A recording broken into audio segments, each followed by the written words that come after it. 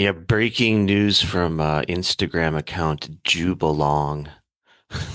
Uh, oh, Jew belong. Okay, got it. Cool. Hasbarist outlet Jubalong. Sure. Israel didn't retaliate. They preempted a Holocaust.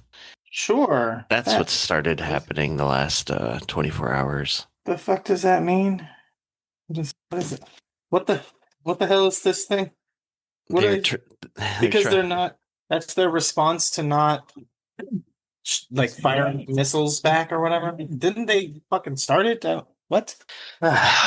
Yeah, I mean, I think what's really going on because Yeah, I've I'm not to seen say. I've seen beyond the bullshit. Yeah. See, the Holocaust they're talking about, that's their Holocaust in Gaza, and they're going to make sure Iranian hands don't touch a single bit of that Holocaust. It's all for them. Oh, okay. So they're keeping it for themselves. That's what they mean. Hands off. Hands off. That's my personal genocide. They're preempting the Iranian-led Holocaust by opening up another front in their war on the region.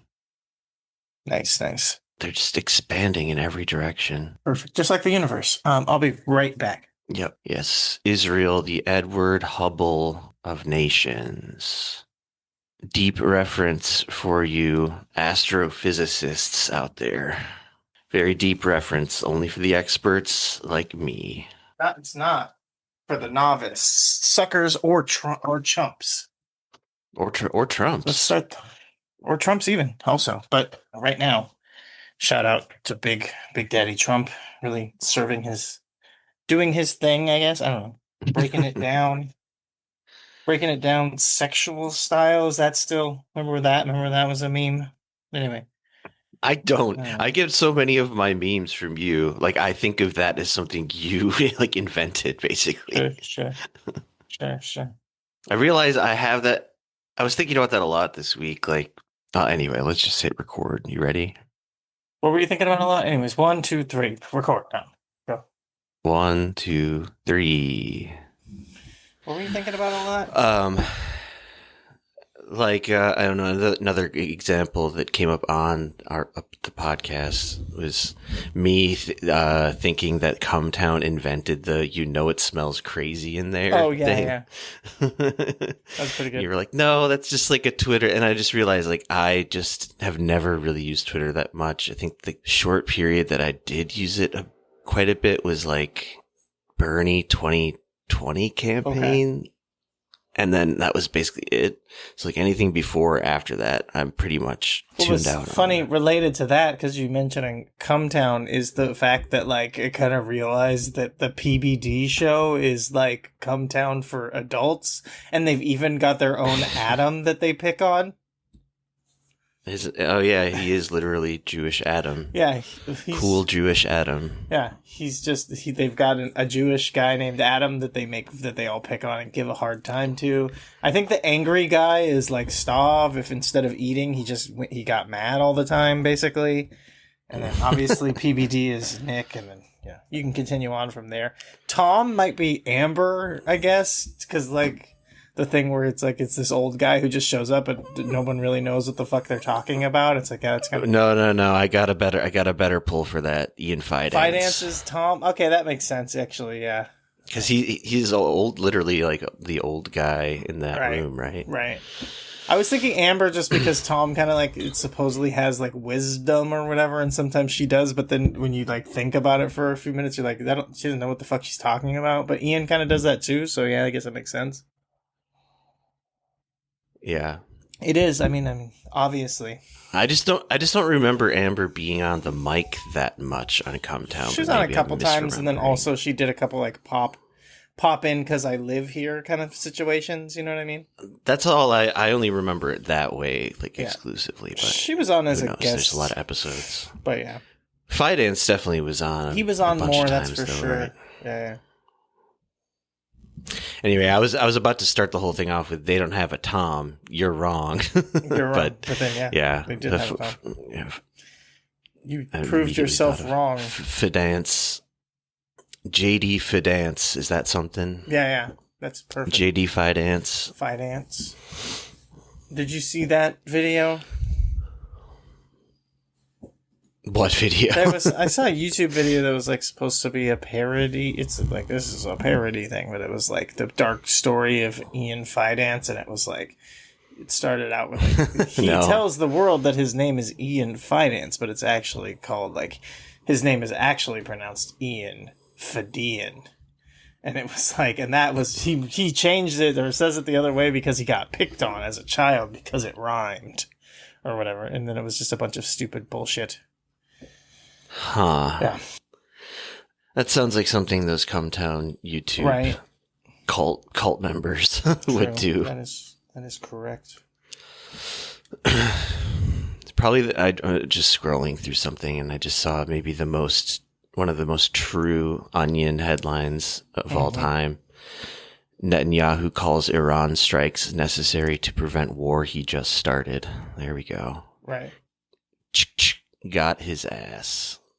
We definitely cannot get into this Israel development shit. It's just too much. Sure. But before we like really start, like immediately as the news broke, Caitlin Johnston dropped this post. Oh, no. It was a list of future headlines we can expect from the New York Times, and they start off pretty much exactly like they're like you could probably find the real headlines now, and they would probably look literally indistinguishable. They kind of start off that way, but it gets increasingly more absurd. So it starts off with like Iranian strikes rock Israel in unprovoked attack, which is basically more or less what people are saying, even though the news 5 minutes before was Israel attacks preemptively, whatever they're saying. Right. And it goes on like that. And there's a couple other funny ones in there. American Jews feel anxious, unsupported amid spiraling wars in Middle East. And then the final four are just opinion, is the U.S. being sucked into a third world war? Opinion, is the U.S. tumbling headlong into a nuclear exchange with Russia and China? Opinion, the sky is darkening as nuclear radiation creeps across our land, so we must all come together and condemn Hamas. Opinion, the earth is a barren wasteland. Nothing remains. Check on your Jewish friends. Oh, jeez. Reality is stranger than fiction, I'm sure, right now in this moment on this topic, but we got too much other shit to talk about anyway, and I was going to say this will probably still be going on by the time we record the next episode, but the way that the nature of the news cycle is so insane, it just appears more insane to me like every day. It's just like there will probably be something totally new that eclipses this like major geopolitical war like by next Friday or Saturday, whatever. We'll see. We'll see.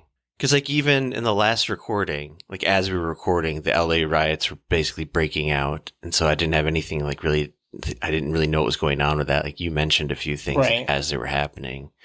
But as soon as we got off the Zoom call and like I would just, check in my stories, my feeds. Like the first thing I see is like breaking news: Trump is declaring martial law. And I'm like, Jesus, it fucking really never stops. I can't get a moment's peace. Can we just rest for a second? I mean, I could just stop looking at stuff, but that's too much of a tall order. Yeah. Anyway, I probably should. Yeah, I was having some moments throughout this week where I was like, I gotta listen to a Doughboys episode or listen to nothing, just do other stuff. But it really is it's a strong compulsion. The news, this drug we call the news, hell of a drug, the news. It's miserable. It's unacceptable. And I'll be talking about one of the major news peddlers / dealers when we get to general recommendations. That's a reverse forward tease or something. I don't even know. That's just a regular tease. But it's I learned it from watching the news because that's how they do it. Like, oh, check this out. Footage at 11. They're calling it. That was a good one. I saw. This is a light-hearted one. I saw everyone's favorite Eve Fartlow doing a Brian Wilson tribute post, and obviously, Yeah, she I saw she posted Kokomo Yeah. and said, "Oh, he's gonna be," and obviously he wasn't. It wasn't Brian. That's not a Brian Wilson song. Someone mentioned, wasn't she literally a music critic at one point? And it's like, yeah, that was like, Oh, literally right. I didn't her even think job, about that. and she can't even get this right. And my bit was doing the, newscaster voice. They're calling her the dumbest bitch to ever do it. She really is immaculately fucking retarded. Yeah, I just realized, I didn't even think about it till now, but when I saw that Brian Wilson died and some people were like posting tributes, whatever, and then some people were trying to like do their little satirical takes on said tributes as it goes. I was like thinking it'd be funny to just post something about Kokomo like in that way, but then I was Right. like, that's also just kind of a tired, dumb bit. Sure. So like the thought crossed my mind for like a fraction of a second. Even though I will slightly earnestly, I guess maybe mostly ironically, sort of defend the song Kokomo. It's not Sure. a bad track Sure, for sure. a 1980s style Beach Boys. Yeah.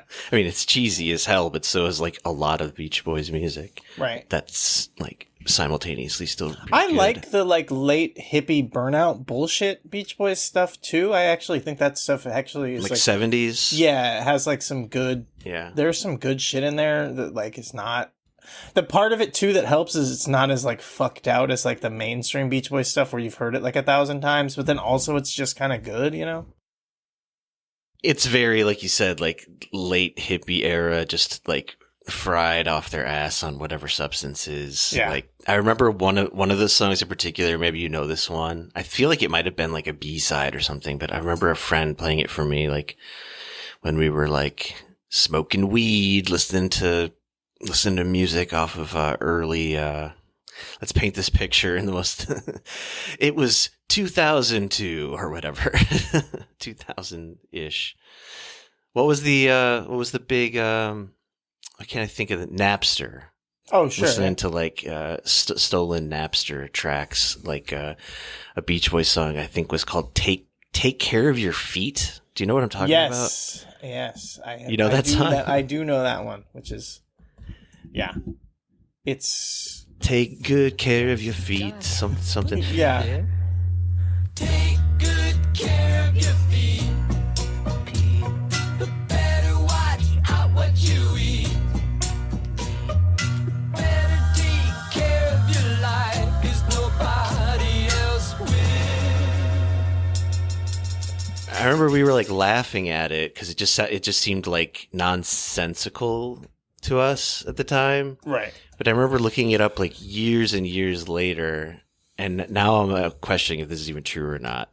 But I feel like it was revealed that it was actually supposed to be a genuine kind of PSA about like diabetes. Weird. So now I have to look it up to check. Yeah. Take a load off your feet. That can't be. I thought it was like take Maybe. good care of your feet. Maybe. Oh no, it is called "Take a Load Off Your Feet." Yeah. But I swear the lyrics are in the lyrics it's "Take good care of your feet." Yes, listen to here's the lyrics: "Take good care of your feet, Pete. You better watch out what you eat, Pete." Yeah, there you go. There's a discussion about this song on r/the Beach Boys. There's a Let's see. there's Let's a do it. Let's do a Control F diabetes. there's this Nothing. on the wiki for it. It's got an interview with Al Jardine, and it says, "I was wearing Birkenstock sandals, and I was reading the instructions. So Brian and I got carried away." That's what the song came from, basically. Oh, so Brian, what did have input on this one? Yeah, Brian was part of it. Yes. Oh yeah, yeah, and then basically, yeah, at some point he ends up. Brian is on the asphalt roof of the garage, skipping around in circles. So at some point he ended up shoeless, standing on the hot asphalt roof of the garage, and that's when they're like, "You got to take care of your feet, man. Those Birkenstocks were right." Yeah. Interesting. So shout out to Eve Interesting. Fartlow, truly one of the dumbest bitches to ever do it. Thank you for making the worst Brian Wilson tribute Yeah. to lead us into talking about a great lesser-known Beach Boys track. Right.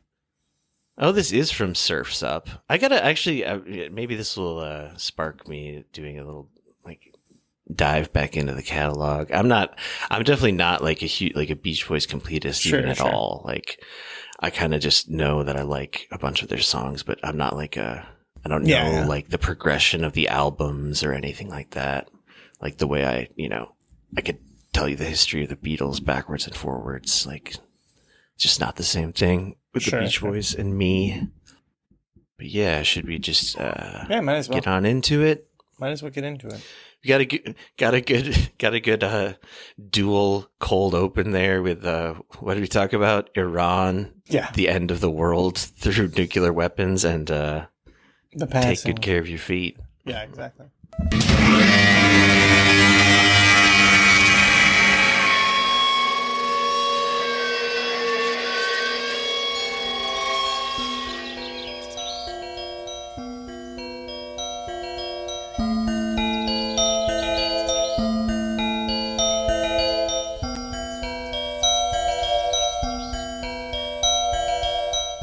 He walked out in the gray light and stood, and he saw for a brief moment the absolute truth of the world.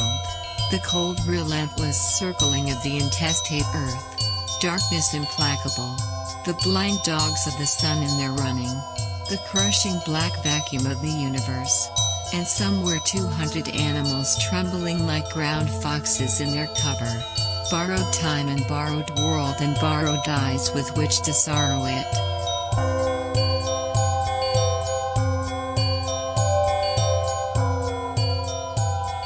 And lo, for the earth was empty of form, and void, and darkness was all over the face of the deep, and we said, look at that fucker dance.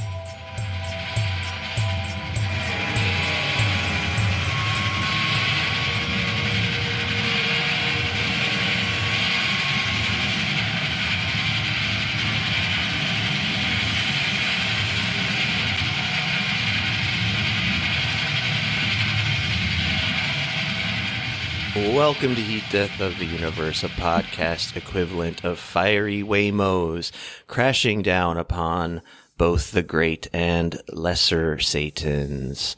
It is 11:03 in the Ante-Meridium, Korea Standard Time, Saturday, June 14th, year of our Lord / the Snake, 2025. You're present tensely listening to the airborne vibrations of thought bubbles made flesh of me, Joshua. How am I not myself, Nomen Mutatio? And manifesting to us through the powerful sorcery of Homo sapiently manipulated electrical currents is Tim Get-Up-Hoonberg Buckner.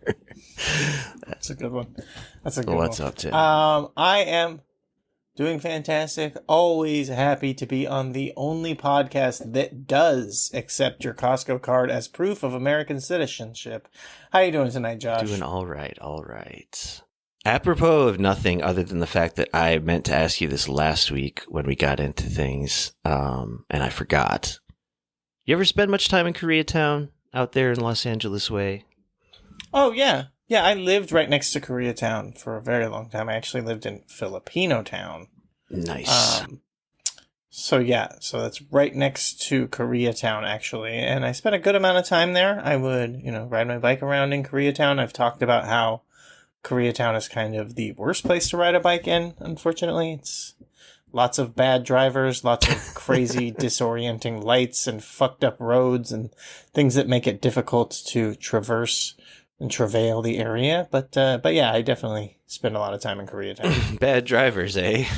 What are you getting at? Yeah, I know. It sounds bad to say that, but the thing about Los Angeles is you say something like that, right? And people think, oh, you must mean Korean people, but it's like, everyone is just Mexican, man. Like, it's not fucking Korean. There's not that many. I mean, there are, but it's not like, oh, that's everybody there, Yeah, the racial melting pot of LA just comes together to form like the median of Mexicans. Right, exactly. Which is definitely topical. It is definitely topical. But before we even get into that, there's like some important breaking news going on in the world. Donald J. Trump fell up some stairs the other day. Haha, the old switcheroo. You thought I was going to talk about Iran or something, but no. Here is the preamble bullshit to kick us off. Shout out True Anon subreddit user and I think new Heat Death of the Universe Discord user, or at least appearing on there recently. Joe Vibin. He made a good side-by-side GIFs of Trump falling up the stairs of Air Force One and Biden's classic, and I would say far superior, far funnier falling up the stairs. I'm laughing just looking at it right now. I mean, yeah, whatever. This is stupid. But it did, the longer I was staring at it and like LOLing like while at work at Joe Biden falling up, doing it again. It's just so funny when he hits it like 3 times rapid. It's so funny. Isn't there something deeper here? Isn't this a beautiful metaphor for failing upwards? And which got me thinking about like just how talentless like most of our presidents have been, maybe at least in like the more modern era. Like, what is Donald Trump? What are both either of these guys? What were they actually good at? Like, I was really thinking about it. Like sincerely, what talents did Joe Biden have? What talents does Donald Trump have?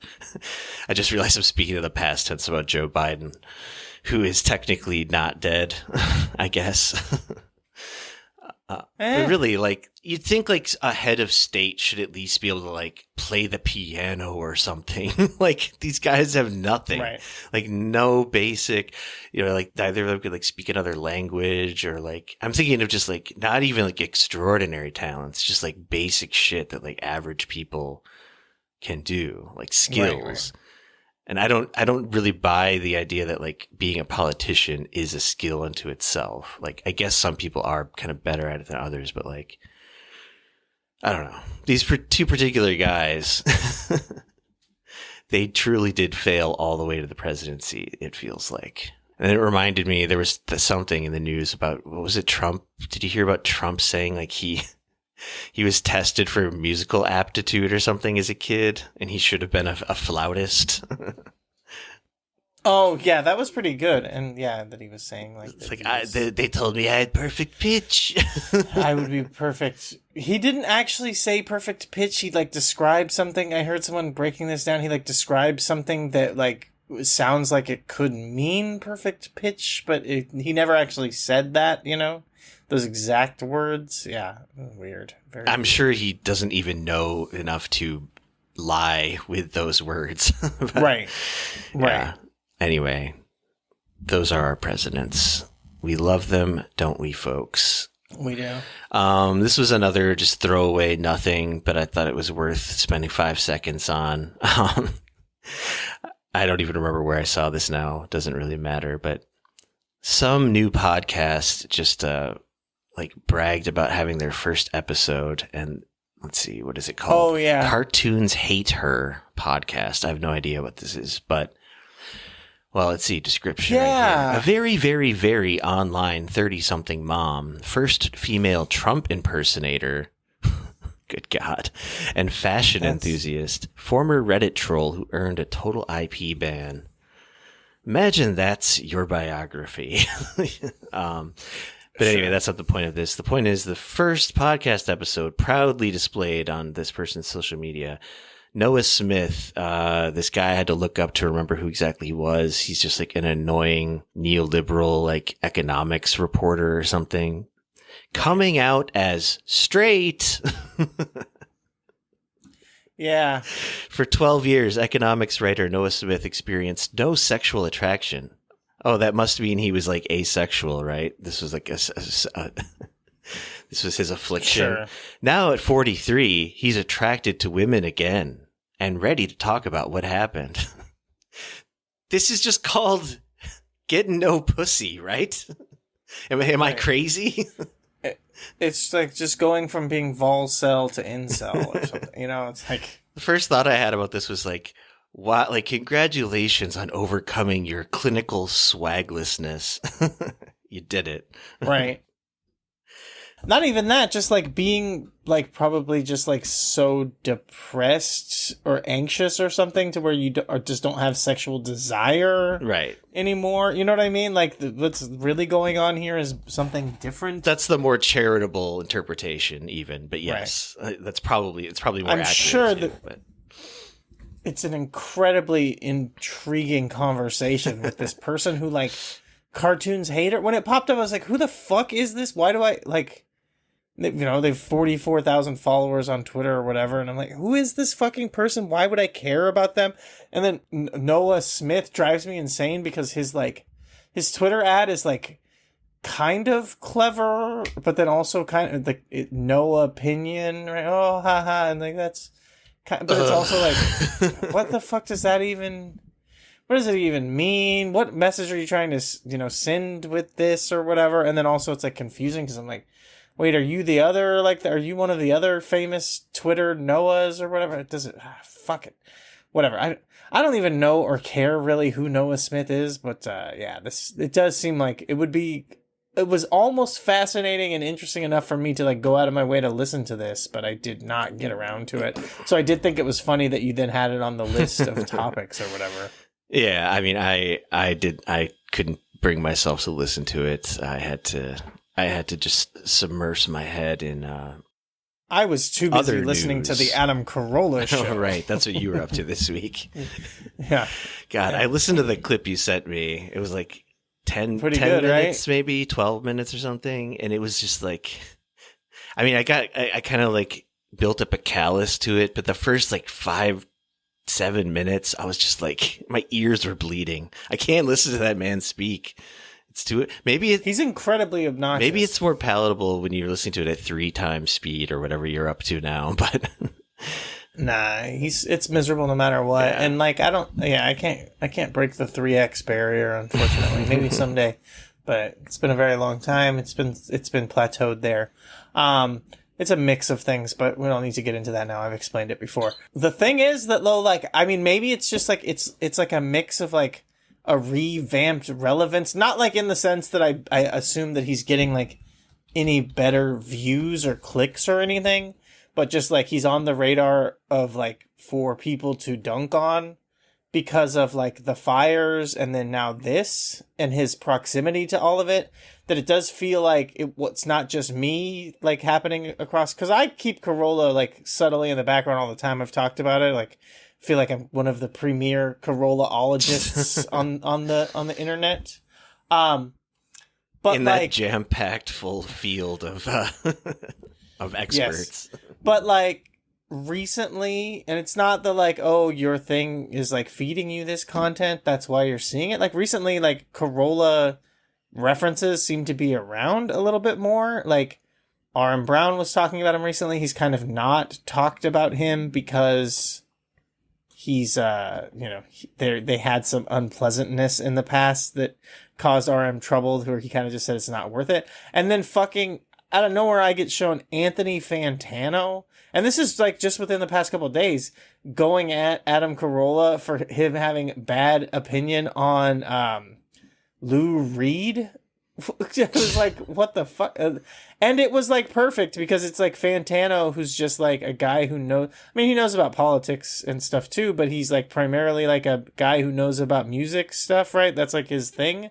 And like him just like breaking apart Carolla's take on Lou Reed, it was just, it's so perfect because it's a guy who's like out of context, able to like actually get to the deep core of the entire thing by being out of context. Like, he doesn't have the Adam Carolla callus built up. He doesn't know what the fuck this idiot is really all about.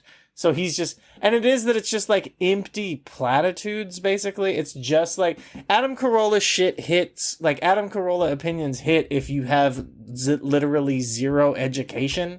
It's like, he's the epitome of that meme. Like, I bet this shit fire if you dumb as hell. Like, that is how Adam Carolla content works, because he just says stuff that's like entertaining, and he says it with enough vigor that you're like, yeah, that's true. But if you like dig into it even slightly, you're like, actually he's completely full of shit and doesn't know what he's talking about at all. You know, it's incredible. So yeah, it was pretty good. I was just like, oh, I think that Adam Carolla is slightly in the zeitgeist more because of like his proximity to terrible things happening and being willing to like be a dumbass contrarian about it. It was pretty good. Yeah, his takes on unrest in LA were so stupid I can't even remember what they were. They just flowed through me like Olestra. Yeah. He was doing some pretty good versions of the like, you know, like, oh, the one thing that I really liked was the Greta thing where he was like, why is it that I know all of your opinions on everything when I just hear, oh, you're a climate activist, why do I then know what your opinion is going to be on capitalism and Israel, and why do I know all of that you are on the wrong side of everything and have the wrong opinions about all of this and gun control and this and that? And it's like, why are you exactly the same but just the opposite opinions? Right. Like, how are you pointing this out and being like, how do I know you're going to be wrong about all of this stuff just by knowing this one thing? Kind of like saying like, oh, you're just a sheep who just follows all of the same ideas that you're supposed to because you're in the right place or you're on the right side and this and that. And it's like, but you're literally just indicting yourself for the same thing but the opposite. And it's amazing to hear someone, you know, say that and be that stupid, and it doesn't matter. No one's ever going to like call it out or notice. They're just like, hell yeah, Ace Man. That's right. She is dumb about everything. Not like us. We're right about everything because we all believe the exact opposite of all the stuff she does. It's just like, yeah, what the fuck? One last bit in the preamble bullshit section of the notes, which stands out because it's labeled here as actually cool news. Recently, in Mexico, my queen, Claudia, her and the Morena party, they're actually coming through on like a lot of their agenda that they had laid out when they got this like super majority with their party in Mexico. And one of those things was to have what I believe are like the world's first elections for not for all judges, I guess, in the country, but including the Supreme Court justices, which controversial take I think is cool because democracy is good, isn't it? Isn't that what we're supposed to believe? Who even knows anymore? You know, within reason. And of course, like, you know, the ruling class in the United States is not happy about this at all because for, you know, I don't know, decades now, they've been like controlling far right forces within Mexico up until, I don't know, somewhat recently with AMLO and now with Claudia Sheinbaum. But I just thought that was a little piece of positive news, if you ask me. And if you want to know a little bit more about the details of that, check out the old show notes. But that will lead us into the topic of Mexico, leads us into its Mexico. Its neighbor to the north in the city of angels. Now I say city of angels, but I think it's named in like another non-English style language. Is that true? Is it true? Are there? Well, no, we're changing the name to the state of America. Duh, angels. That's what it will be. Yeah, exactly. That's pretty good. Yeah. Yeah, it's named in the language of, I guess, the original inhabitants of the not really the original, but you know what I mean. The previous inhabitants of the state, country, whatever you want to say. The other imperial land grabbers, yeah, the Spanish. It was, yes, the whole place was Mexico not that long ago in the grand scheme of history. Which I was thinking about that. I was like, I wonder how many Americans are even aware of that fact. because there's just Right. there's definitely a sense you get when you're educated in the United States about the borders have always been like, even if you do learn about things in a history class about like the Louisiana Purchase or something, you still get the sense of like our borders are eternal, always have been. But yeah, of course, we're going to talk some about the Los Angeles protests or riots, pick your poison, or a little of both. Part of what I kind of want to get into is that almost like the distinction doesn't matter, but we'll get there when we get there. But I thought it would be a little funny to start off with a little bit of a joke here from, I don't know, let's call it Chinese Twitter. There was this tweet by someone named Kai Wong. I don't know who this is, but whatever. The sentiment was funny to me, and this was listed in the deprogram subreddit as Americans learning what their foreign policy sounds like when it's thrown back at them. China recognizes the One America policy, but if the U.S. invades California, China will consider sending troops to defend it. The aircraft carrier Fujian is en route to the California coast to uphold freedom of navigation. So, in the immortal words of the memes, President Xi, my people cry out for liberation. I don't know. You're on the ground. What happened this last week in Los Angeles? Well, I assume you're in the epicenter. You live in downtown Los Angeles, I'm sure. Well, I mean, the thing is that it's kind of funny because I am kind of in between where a lot of everything is happening. It's like a mix of it happening in like a little bit deeper East LA and then also in downtown, and I'm like kind of like right on the edge of downtown and right on the edge of like getting into the like way into East LA. So it is kind of like stuff is going on around all the time. There was something like relatively close, like a couple blocks up, that was kind of making the rounds of like ICE agents like doing like a pit maneuver on an SUV, ramming into it, and then like taking 3 people out of it who were reportedly citizens. Just getting fucking abducted, basically. So, yeah, I mean, it's happening all around me. There's a lot of increased, like, I don't even know how to describe it, like, police officer presence. It's a mix, you know what I mean? So it's like it's sheriffs and police and whatever else, ICE agents, a lot of different, just vehicles and people all around constantly. Then clearly, obviously also like big sections of the city getting shut down, big protests and marches happening that like, get involved with here and there in between. Just been a lot of just like relative buzz constantly. And, like you joked about me being, I am like really close to downtown, and then because this isn't just a downtown centric thing, I'm also like actually pretty close to all the other stuff happening in East LA. So yeah, like, you say it as a joke, but it's kind of true. I've been all around it. I see the like on-ramp, off-ramps like blocked off because they don't like on my commute, like my regular commute goes right through like Panorama and I can't even think of the other city name. The areas where a lot of the big protests kind of started and happened and stuff.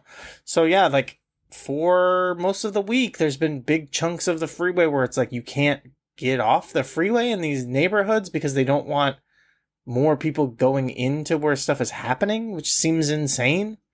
It's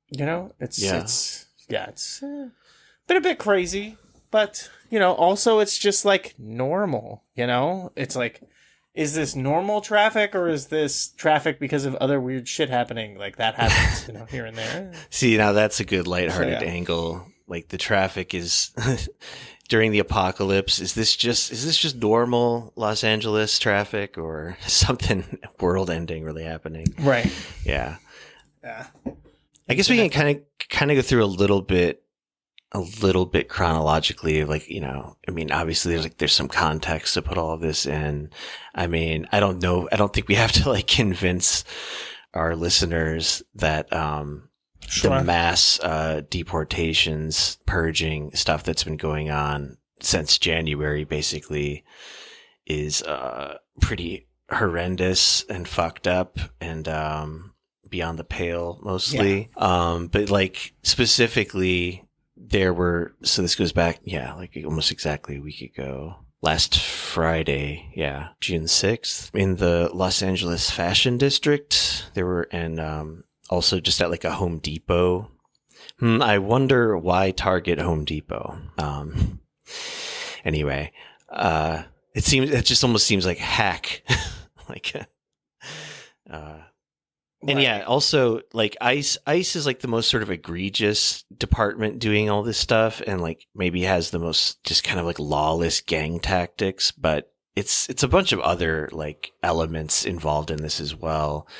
Like just the FBI, Homeland Security, the, what's it called? The ATF, the Bureau of Alcohol, Tobacco, Firearms, things like that. But also ICE, of course. And there was a big raid there. And it should probably go without saying at this point that like so many of these arrests are warrantless and illegal. And many times like judges have ruled on these things, like arrests and actual deportations to a slave labor colony, CCOT, in El Salvador, which is horrifying, obviously, because Guantanamo Bay wasn't enough. We needed a sequel, and one that, like, I don't know, seems like it's out of my hands. Like, this is like just a classic Trump thing that he's doing with all kinds of shit, including this most recent news with Israel, quote unquote, preemptively attacking Iran. Like, I had no idea. We'll wait and see. Like, we had nothing to do with this, but I think it's excellent. It's the same kind of, I don't know, maybe I'm seeing a lot of parallels everywhere these days, but anyway, but this is essentially what kicked off the unrest, and there was a lot of, peaceful demonstration happening. And as these things usually go, it gets ramped up by like heavy-handed tactics, like, I don't know, Trump declaring, that he can just take over the California National Guard, which is something that I believe hasn't been done since LBJ with the, in Selma, I think it was. They like bypassed the state and just like commandeered their, National Guard troops. But like, then beyond that, like, I guess even more unprecedented is, there are Marines in your city right now. And as of, I think today, they just arrested a protester. There are U.S. troops constantly doing police work, which is like one of those like definitional things of like, this is when capital F full flavor fascism is in effect.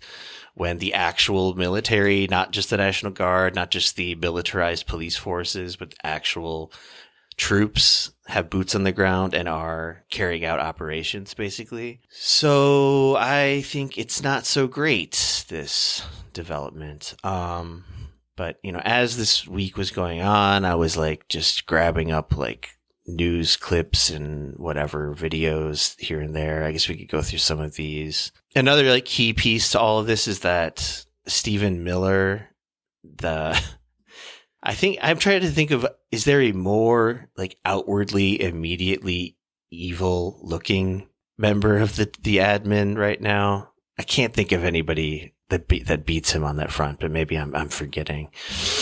Yeah, he's like the fetal alcohol syndrome Goebbels. Is kind of how I think of him. Sure. I must have picked that up from somewhere else. It seems too clever for me to have just thought of. Who knows? Don't sell yourself that short. Come on. Yeah. You could have come up with That's that. how I say stay humble. By never giving myself credit for anything. No, he's a huge like mover in this whole angle, this whole department of the fascist trajectory. He's like a lot of people kind of give him credit for being the fucking brains behind the whole thing when it comes to deportations and immigrant action. Yeah. And so, like, Yeah. there was already a quota set, like, since basically Trump was sworn in. The quota was, I think Right. it was at 12. They wanted 1,200 arrests. I've seen it described as people really should, like, I mean, I don't know. Maybe the difference isn't even that great, but some people I feel are misreporting it, or maybe I'm misunderstanding it as 1,200 deportations a day. I think it's more arrests, Right. but obviously the arrests lead to deportations, so maybe it's a little bit of hair splitting. hopefully. But basically the story is, and there was reporting on this, that he basically like stormed into some, meeting of whoever, like ICE, and demanded that they like increase this to like 3,000 arrests a day. And was like specifically saying like, you're only going after criminals, which is like specifically what the propaganda line has been like on the campaign trail with Trump and everything. Like, we're just the violent criminals, the gangs, the MS-13s, the trendy waguas. Yeah. People, The tough hombres. people with tattoos. It's like, the tattoo shit. I mean, this feels like ancient Right. news now, but like people have been sent to CCOT for having like autism awareness tattoos, or like a tattoo that's like, Sure. for my, like, in remembrance of my dead mom and dad. They're like, gang, you're a gang person. You Right. go The guy who had the logo from the like professional soccer team that he was previously a member right. of. Yeah. I think the most recent thing I saw just today was like, it was literally like a Michael Jordan tattoo. Cause I think they're trying to tie in Chicago Bulls stuff. Cause that's what happened to, Kilmar Abrego Garcia. The evidence that he was a member of MS-13 was that he was wearing like a Chicago Bulls jersey. They're like, because the Right. MS-13 has like these kind of like horn style tattoos. They're like bull has horns. It's all very fucked true. up. And it's even more fucked up also is that like there's been like digging into some of these ICE agents and like analyzing their own tattoos and like revealing shockingly fascist, literal Nazi tattoos on these people who are carrying out Gestapo style tactics on people. It's all very horrible. So many things. Yeah, it's it's kind of, it puts the lie to the entire, but again, it's like, what does it matter, especially at this point now, because it's not like Trump can run again, but it's just, it shows how much of a bald-faced lie all of that, tough hombre stuff that he said, the other countries, they're releasing their criminals and their mentally ill, mentally deranged into America, and that's who we're gonna, that's who we're gonna go after, that's who we're gonna get rid of. And then it's like, yeah, when they pretty much instantly have to be like, oh, wait a minute, they were already doing that. Like, that's like very clear. Like, before Trump even came into office, before Trump even ran for president, there was like the left wing, the Democrats were already deporting criminals as quickly and as fastly as they could, but it was, we got to get rid of everybody, like that's the thing where it's like, they're not, I mean, you said it, like the Stephen Miller, quote thing that's like swirling around, the idea that he said, like, why are you going just for criminals? I want you going for everyone. Bring me everyone. What do you mean, everyone? Children. And the idea that the quota was bumped up to 3,000, right? Yeah. So, yeah. So it's just kind of like, cool, like, this is definitely, like, it just makes it very clear all of that stuff that he said about how we're under siege and they're sending all of their worst of the worst here. And it's just completely not true. And we were already dealing with that. And it was all just cover for what the real plan was, which was what's happening now, which is deporting everyone. And I've kind of like, I'm pretty amenable to the idea that this is this is kind of a show of force intentionally. I hate to give credit to, former reference of the show. What was it? Fat Stupid blogger Matt Iglesias. Talking about, like, if this was just a pure numbers game, as they try to present it as, you would be doing these actions in states and cities where it would be supported by the local government. Right. Like Texas would be a great place. Arizona, these would be good places to do this, because if you were just trying to get rid of raw numbers of immigrants, you would be able to there, because you wouldn't be butting up against the communities and the government trying to stop you. But you turn around and watch like what they're doing. It's kind of an intentional show of force to kind of coerce people into deportation.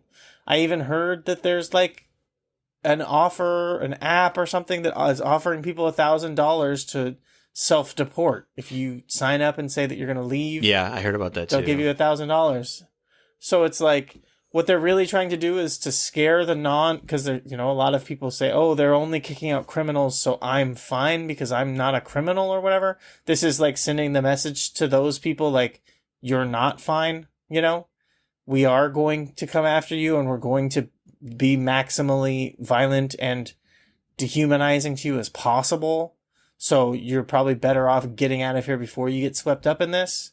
And they picked California because they're going to be able to show the most, aggression by actually getting to push up against people that are trying to fight back, and a government that's not amenable to it, So even if they're not meeting the numbers, because this is obviously a very stupid way to go about this if you're just trying to get rid of people in broad swaths of people, this is not effective, but it is effectively messaging, right? And that's where you're going to get the most bang for your buck, is getting people to self-deport.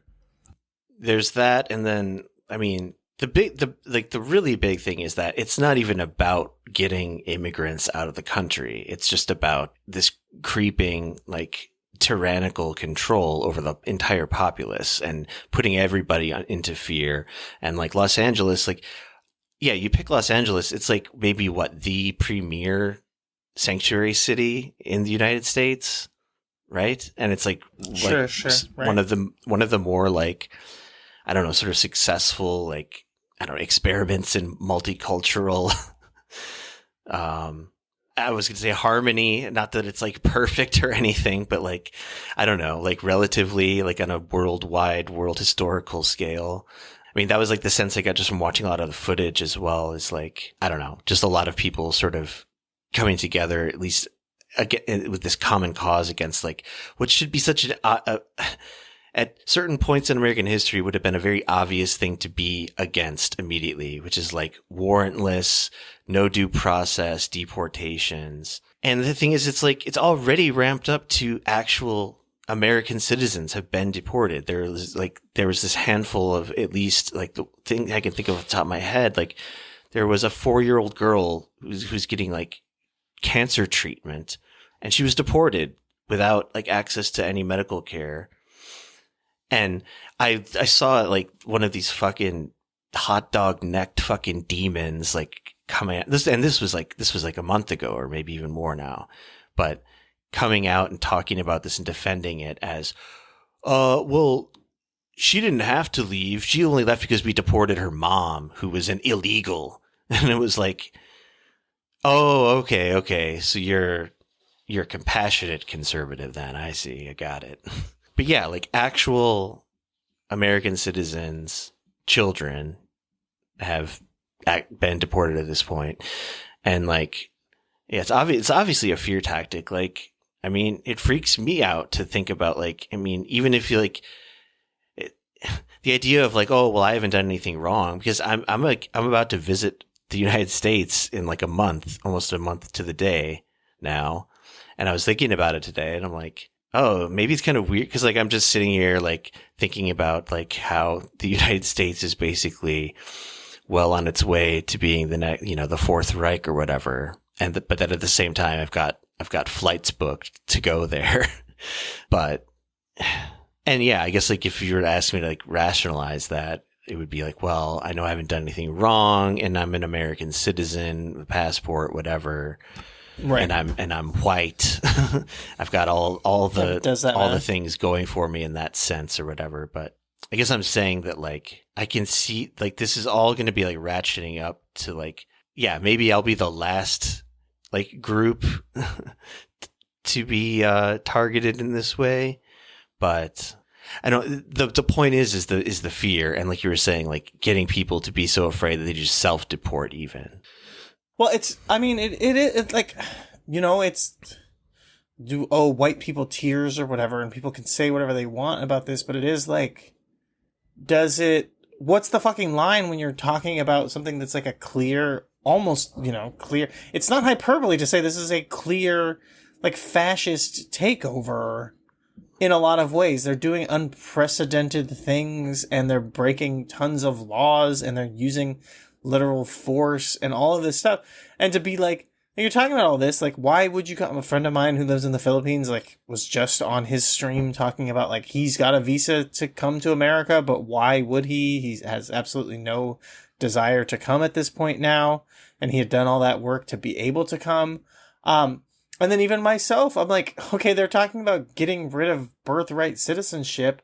And it's like, okay, what's the line? Because sure, it's crazy to even think of it for me or whatever. But I go like, well, my great grandparents weren't American citizens. You know what I mean? Yeah. So it's like, okay, what's the line where you go like, oh, birthright citizenship, we're revoking it. Well, like starting where? It's like that libertarian logic, right? Where they go like, oh, it's aggression principle for you to step on my property or whatever. And it's like, when did we decide property rights start or whatever? When do they decide like that the birthright citizenship starts or whatever? Like how many generations back do you have to go? At what point are they, I'm not scared, but it is like, how can you can't really diminish anything at this point right now, because we're living in interesting times, as the Chinese proverb says. Right. Yeah, I was going to say it's alarming that the Marines are now like actually boots on the ground in an American city, but maybe what's even more fucked up, more of the story, is how little reaction there is to this, or at least like little appropriate reaction to this in the media, in like, I don't know, like Sure.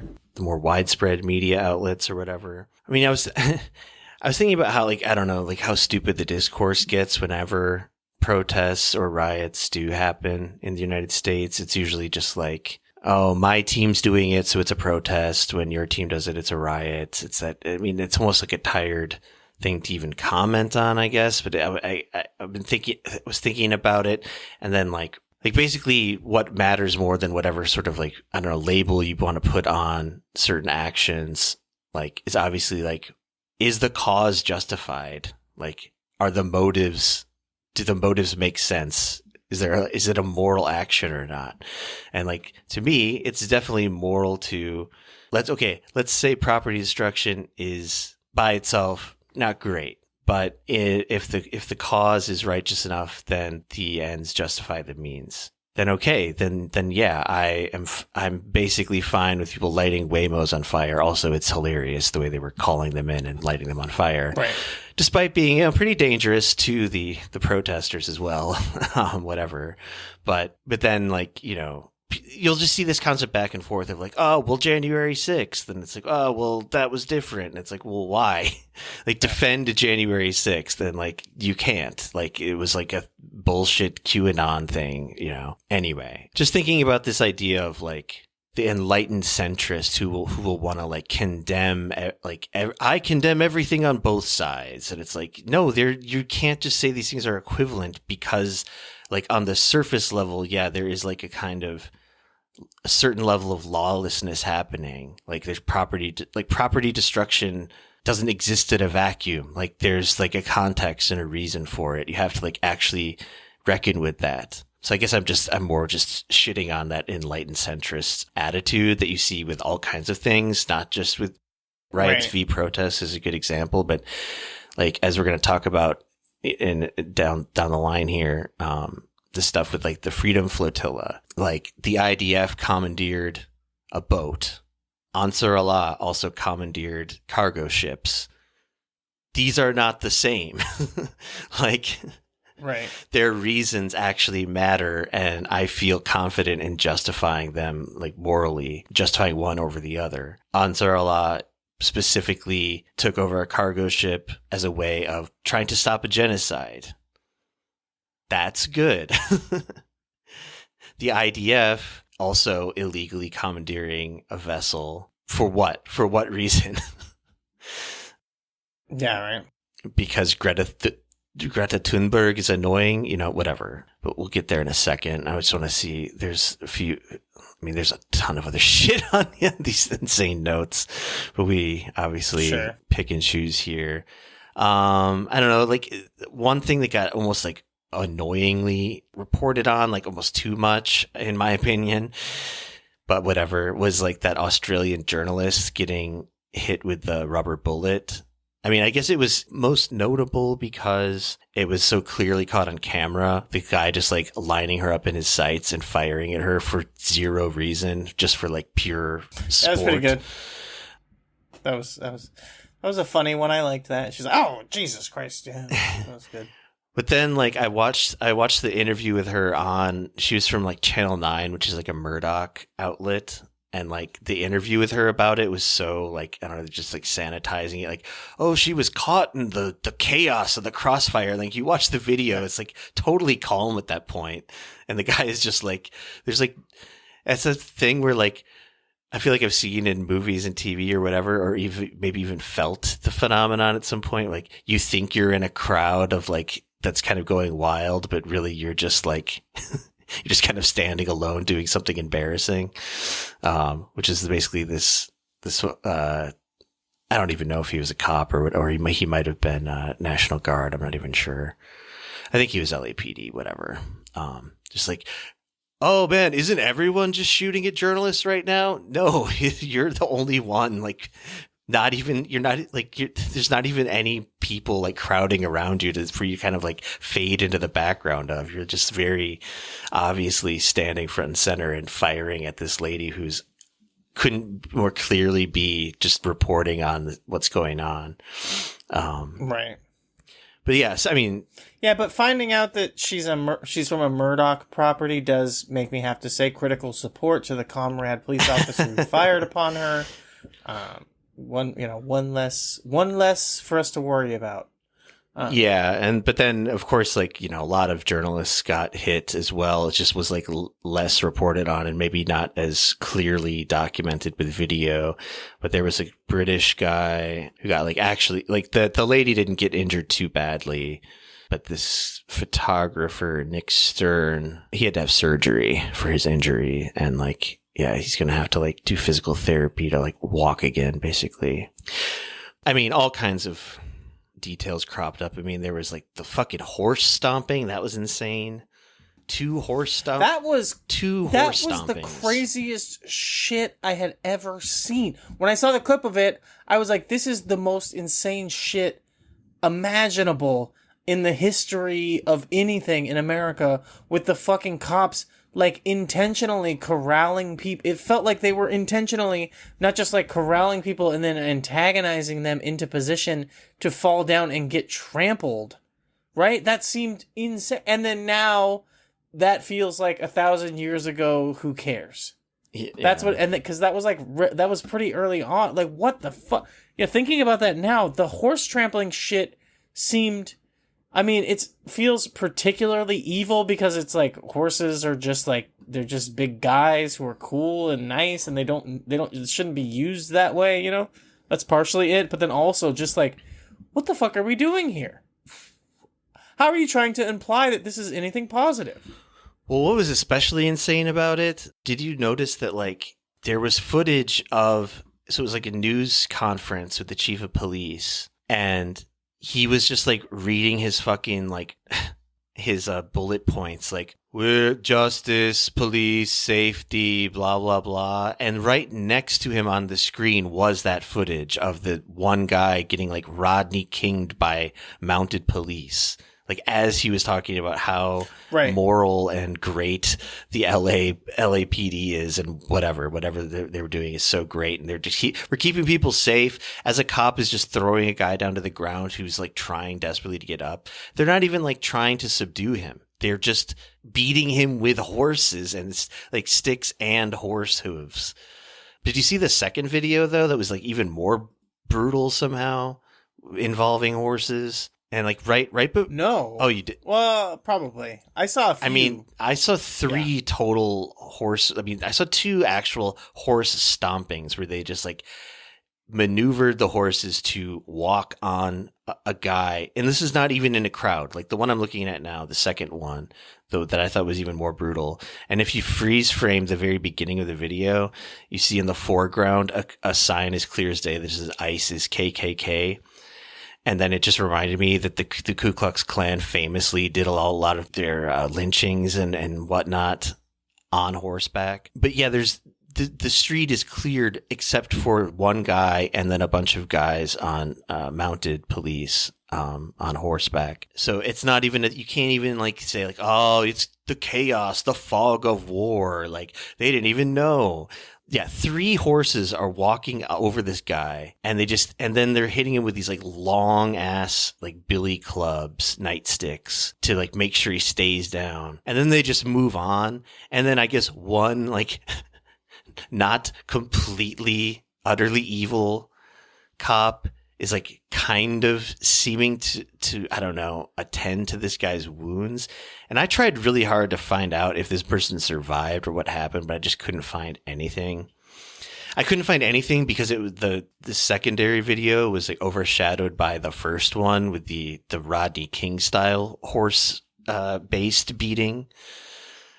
Yeah. But I don't know. As far as like the Wikipedia level reporting is concerned on this, like I don't think anyone died yet in the course of all of this. I mean, a lot of injuries, obviously, including 5 horses themselves were injured. But anyway, Goodbye, horses. I guess all cops are bastards, and unfortunately, we have to report that includes cop horses. It's unfortunate, but yeah, the cop stomping was pretty wild. it was fucking gnarly, dude. It should honestly be illegal in some, I don't know how, but it should be. Yeah, the whole thing got me to thinking about like why, and I've thought this before, but like not in the wake of like watching horses be used as weapons, but just in general of like, why are cops still riding around horses? You know, like it's the reasoning I could find was basically like it's the added height is supposed to aid in, and they're like the mounted police are supposedly there specifically for riot situations, because they're like more physically intimidating to like a crowd. But it's also the like height thing, whatever. But I don't know. The whole thing just seems like antiquated and kind of unjustifiable to me at this point. There is an argument for Los Angeles, especially, to still have mounted police because we do have areas that are like hard to get to any other way. You know what I mean? Like, yes, you could go on foot, you know, blah, blah, blah, whatever. And then also, yeah, like clearly for like crowd control, there, it's good for that as well. But there are big time horse communities and horse trails and things like that in Los Angeles where like in the right weird set of circumstances, it would be like you couldn't really, you know, do your job as a police officer without having a horse mounted division available. But also at the same time, it's probably rare enough to be like it's not necessary, you know? So I don't know. I understand it, but I also like don't necessarily agree with it, especially at my core, like I said, where I don't like the idea of forcing like good boys and girls into this terrible life of being a police officer. Right. Yeah, so much shit happened. I don't know. Let's get to some of the stupid people's reactions to all this shit, which is divided down the line between stupid libs and stupid chuds. Basically, like there's so much lib simpery, whatever you want to call it. Maybe there's this whole stupid discourse about flags. Like people waving the Mexican flag, and that shows that this is an invasion. Like that was the wording that Trump and Hegseth and whatever fetal alcohol syndrome Goebbels were all trying to use, and fetal alcohol syndrome littlest big kid in all of media Tim Pool were trying to use. This is an invasion. Look at this flag. Yeah, it's true. That proves it. That proves it, folks. They're demons. I also saw a little bit of, internal internecine Los Angeles community flag-based arguments happening. That it was like someone posting the original Betsy Ross Colonies flag and being like, why do I see this around, in certain communities in Southern California, greater Los Angeles area? This was just a recent, and people were saying it's MAGA coded. Like, even though that flag has its place in history, like flying it now at this current is like MAGA coded or whatever. Yeah. And it's like people going, like you said, talking about the Mexican flag being waved and then being like, but why do you guys not have that same energy when it comes to the Israeli flag being flown in protest or whatever? It's all so again, it's more of the same, like no one cares. Like, you're never gonna fucking do anything by pointing out this narcissistic bullshit. Like, just like I was doing earlier with the Adam Carolla thing, like, it doesn't fucking matter. Like, no one cares that you prove that they're being a narcissist anymore. Everyone is so entrenched on their own side, I was thinking about that a lot, like the last week, like the whole, like, in my mind, I was thinking of it as like this kind of like Chapo orthodoxy that's been happening since like 2016 with people ostensibly on the left. This like thing that, I mean, I'm sure I've said the same thing of like it's kind of pointless to point out hypocrisy, right? But I don't know. Like, I guess I see how it is in certain situations, but at the same time, it's kind of like, I don't know. It's what else are you going to do to, like, I mean, I think the idea of like you can never convince anybody that they're wrong, like, maybe largely true, but like people do, like, on record, like, have political turns and like change their mind on shit. It just takes a lot of effort. To me, though, like, oh, it's like you can never change anybody's mind just seems like an excuse to be lazy or to like not have to really try. I don't know. Like, that's where my mind has been at more recently. But anyway, on the flag thing, I was just thinking about like what flags would be funniest and most based to wave at the protests. And the first thing I thought of was the Viet Cong flag, which is actually a really cool looking flag, by the way. Look it up, listeners at home. Just because like most people wouldn't recognize it. And then, I don't know, it would be funny. Just it would make me laugh to see that being waved. Or maybe the Ansar Allah flag, but I guess that would probably get me deported or thrown into CCOT or something. Yeah, I don't know. Flags. I can't hear you over all the flags flapping in my ears. That's a really old David Cross bit that I was reminded of when thinking about flags, which is linked in the show notes under the heading flags. Say that reminds me of this thing. If you care to hear the bit about early post 9/11 America through the sage truth teller David Cross. And it was like 3 days later when you couldn't turn on the TV without seeing those fucking infomercials for like, the Freedom Kit. 12 different size flags you can stick everywhere. The Freedom Kit for $14.99. And then upgrade for $10. Get the Patriot Pack. 10 different flags, 10 more flags, 10 bigger size flags. Be a better patriot than the people who get the Freedom Kit. Outdo your neighbors in patriotism. Let them know you're better than the Freedom Kit people. 27 different flags. Stick them on your car. Stick them in your window. Stick them in your office. Stick them on your cubicle. Fucking shove them up your ass. We got special flags to shove up your ass when you're sleeping. No reason not to be a patriot when you're asleep. Come on, don't let those terrorists win. If you don't have a flag sticking out of your ass, the terrorists win. Always have flags. Give your children flags. Everyone should have a flag. All the time, at all times, flags. Eat the flag. Eat it. Special edible flags. Have flags grafted on the inside of your eyelids, so all times you have flags. Have flag pills to eat, and then you shit out a flag. That's true patriotism. Is David Cross cool anymore? I have the feeling that he's like not. But I haven't really kept up with things. I don't know. He got like canceled, but then not really. Like, but yeah. Then it's like then he's based because he got canceled for being funny racist, but then he's also soy because he had to apologize because his wife controls what he does.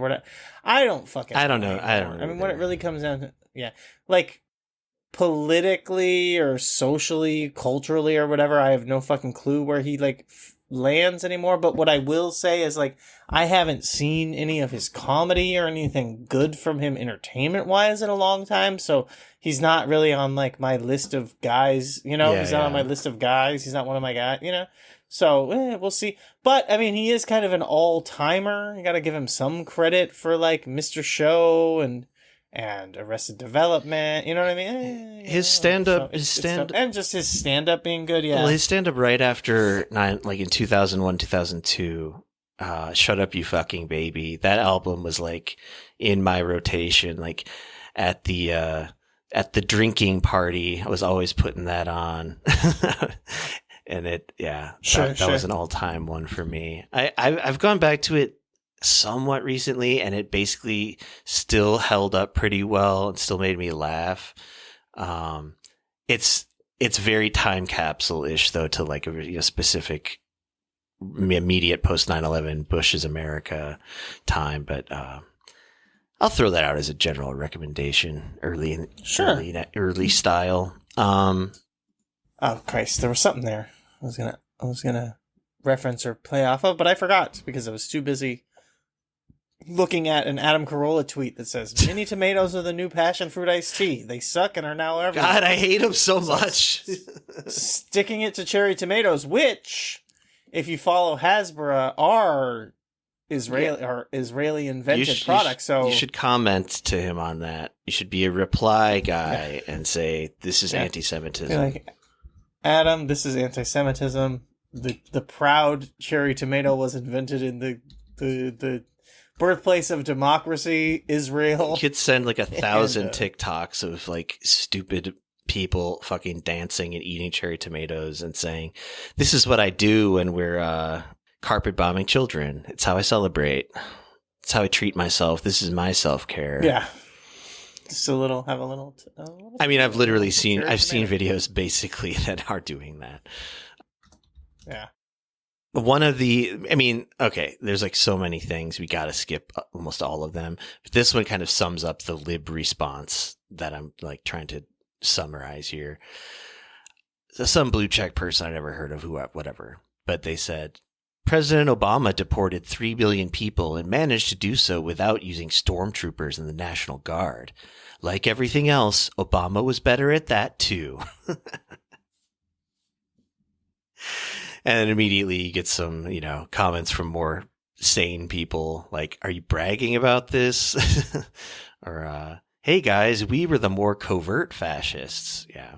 Yeah, it's like here's the thing is as we did say, like there's unprecedented shit going on. Still, as of right now, and I don't know what this says just about like maybe like general incompetence or the fact that it's not really about deporting immigrants. It's about all sorts of other more nefarious plans being made. But even right now, like the Biden administration had a higher rate of deportations. But, it's only been, 6 months or something? Not even. Well, like almost 6 months, yes, of Trump 2.0. Yeah. But, like, I don't know.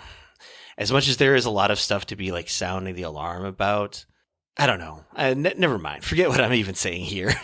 But like, Okay. because there's like Obama was like the deporter in chief and all that. That stuff is true. But like, obviously, that tweet that I just read is like someone being like, yeah, but that was a good thing. Like he got rid of these these criminal migrants at a huge rate, but he didn't have to like put on a big like fascist show of it, as if that's like, Mr. Trump, Sure. do this more quietly, please. Like that's what a lot of these people are saying. It's, I mean, yeah, exactly. It's the thing that I was saying about like, that Obama was doing it. Migrant crime was doing it. They were deporting the criminals at a reasonable clip behind the scenes at all times. It wasn't as if they weren't doing that. And that was the bill of goods that they were being sold. And these people, they live in their own fantasy world where they just accept the bullshit that they're told by, Trump or open whatever. borders. They actually believed that we were being overrun and taken over by immigrants and it was open borders. And it's like, I still hear people quoting these statistics about like the crazy number of immigrants that came in during Biden's term was actually unprecedented. It was an insane amount. I'm just like, I really don't buy it. I'm sorry. I just really don't believe, like, and maybe I sound like just as fucking, shoving my fingers in my ears, whatever, refusing to accept facts things, but I'm just like, I don't know. There was also like the pandemic. That's probably a big part of it. Like there's a lot of things to be like, why would there be a lot of immigrants coming in? And it wasn't just that Biden was like opening the borders and we were getting like inundated with like fucking criminal murderers. There's also like just a ton of climate refugees, that are probably coming into America still at this point because they're trying to get away from a lot of places that are just becoming uninhabitable, I guess I should say. But yeah, it's just, it's crazy that, exactly like you said, like just keep doing it quietly behind the scenes have a little decorum, Mr. Trump. Well, yeah, during COVID, the Biden admin like completely just stopped like letting in even just actual people with refugee status. Like forget about like any other like open borders bullshit, whatever. And they kept that like on the books, like after they declared like long ago, like COVID's over. But then also like the reason for certain like surges in migration, you can connect pretty directly to U.S. imperial meddling and doing coups in Central and South America, which like directly leads to like a flight north, basically. Like, the Democrats did a coup in Honduras in like 2009 that led to a big influx of people like fleeing that country because we made it like the most violent place south of the border, whatever. There's so many examples: Bolivia, Venezuela, etc. But that's just even more depressing shit on top of this. But another example of the Democrats just fucking kowtowing and just being the fucking spineless, whatever, just fail party, maybe intentionally or not, who knows to what degree. But the headline here, 75 Democrats express, quote, gratitude to ICE in anti-Semitism vote amid LA riots. Sure. Makes sense. Yeah. I'm not even going to get into that because we got to get into some other stuff. But yeah, right. John Fetterman had some dumb shit to say. Pete Hegseth, Tim Pool, whatever. This was kind of interesting, I guess. The interplay between like the Groyper army and the like Turning Point Daily Wire set. Basically, I think it was Matt Walsh, Charlie Kirk, and maybe Ben Shapiro all tweeted almost identically to a degree that like you might think that they're just getting literal tweet this exact phrase out at the same time, marching orders. Right. But yeah, so it is just like, it's rhetorical, whatever, it's tweets, it's these fucking media freaks, but like they are an expression of something real, a real sentiment. But what they said, here I'll quote fucking which one of these, Charlie Kirk exactly. He said, "It's time to ban third world immigration, legal or illegal. we've reached our limit and we have a huge cultural, educational, housing, financial, and essential services problem to fix now because of it. And Walsh said something like even more gross somehow than that. Yeah, Walsh said, ban all third world immigration, legal or illegal. There should be a moratorium on all immigration from the third world. We've reached our capacity. We cannot be the world's soup kitchen anymore. I wonder what he'd consider the third world, by the way. But anyway, that's just coming out and saying the thing that, you know, a lot of these people have been swearing up and down they don't mean. No, we're only talking about violent migrants. No, we're only talking about illegals. No, we're talking about whoever, whatever status of person we deem at the moment is as a group worthy of not being allowed in and maybe just being sent to a slave labor colony in El Salvador. Why not? I know I've mentioned this before, and obviously, like, language develops over time. I feel like I have to say this all the time, you know, just so that people know that I get it. Like, words mean different things. But the first, second, third world, like, paradigm or whatever still being used to this day when it was, like, initially just invented as basically, like, Cold War propaganda. Yeah. You know what I mean? But it's just been accepted as its own thing. It's like marijuana being like anti-Mexican propaganda to refer to it that way. Like the first world literally like just means countries that were aligned with America and NATO, and second world was like communist countries aligned with the Eastern Bloc, you know? And then third world was just like countries that like everybody just else kind of didn't, they were not on the playing, you know, they weren't on the playing board, they were not involved, you know, and like a lot of that had to do with like, you know, being insignificant. I'm doing scare quotes, being like insignificant when it came to like the big geopolitics of the Cold War.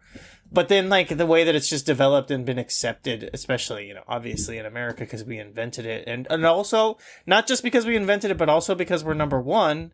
Rah, rah, rah, God bless America, goddamn you son of a bitch. Like, that, like, you know, it's just become so entrenched that people are just like, yeah, first world, we don't need any more of these shithole third world countries involved. And it's like, Egypt? Like, Egypt is a shithole third world country or whatever? Like, what are you talking about? There was something in the excellent book, The Jakarta Method, by Vincent Bevins, shout out, that I remember reading that I can't, I'd have to look it up, and I did just look it up now, but it's like a long passage from the book. I'll link it somewhere in the notes, but he basically goes into the history of like those terms, and I remember him saying that basically the term third world wasn't always like, it was actually like embraced by those countries at some point, like it had some other meaning. Right. Yeah, because there was a third worldist movement, you know, that was like you said, proudly was third world. Yeah. Right.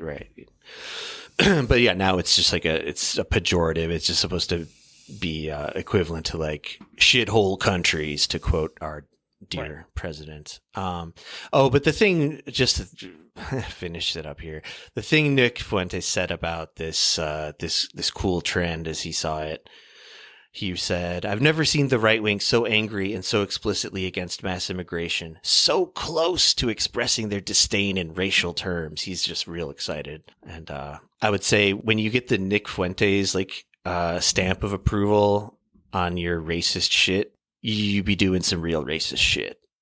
Oh, man. There was this really funny and fucked up, goes without saying, fucked up as well, but funny Trump appearance. But also you must have seen by now, like his like basically taco, Trump always chickens out, response to basically a bunch of like small business tyrant fucks like complaining to him about how they're losing their cheap migrant labor and it's really fucking up their bag. And so he tweeted, he also talked about this in the press conference as well. Trump, truth, social, farmers, leisure. I remember some keywords here. Got it. Okay. Nice. He truthed out, our great farmers, capital F, and people in the hotel and leisure business have been stating that our very aggressive policy on immigration is taking very good long-time workers away from them, with these jobs being almost impossible to replace. The whole time you should just be thinking of the Tim Robinson hot dog suit fucking guy. Who did this now? What? Who's taking away the good workers? In many cases, the criminals allowed our country by the very stupid Biden open borders policy are applying for those jobs. This is not good. We must protect our farmers and get the criminals out of the USA. Changes are coming. So which is it? So he's saying what, like, Right. ICE should be more discerning about who's really criminals and who are just farmers for his particular like donor class that's complaining to him. I mean, that's it, right? That's all it is. Yeah. And then he also, not in that tweet, but like in the video, the press conference thing, he's like, classic Trump, just making shit up, pulling shit out of his ass. He's just like, and we're gonna introduce some programs about this about this whole thing that I'm just making up right now.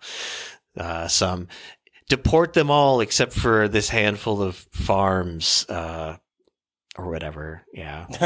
And there's been a bunch of footage already of like all these fucking MAGA people who, like, you know, they'll admit like they voted for Trump, they've supported Trump, whatever. And yeah, they're just like, their businesses are failing because they've relied completely on cheap migrant labor. And Right. A lot of people saying that, you know, the I didn't think that they would deport, you know, Jose my guys, or whatever, because he's good, you know, he's one of the good ones. It's the whole thing that we talked about that has repeated multiple times, the Stephen Miller thing. They were already getting rid of the criminals.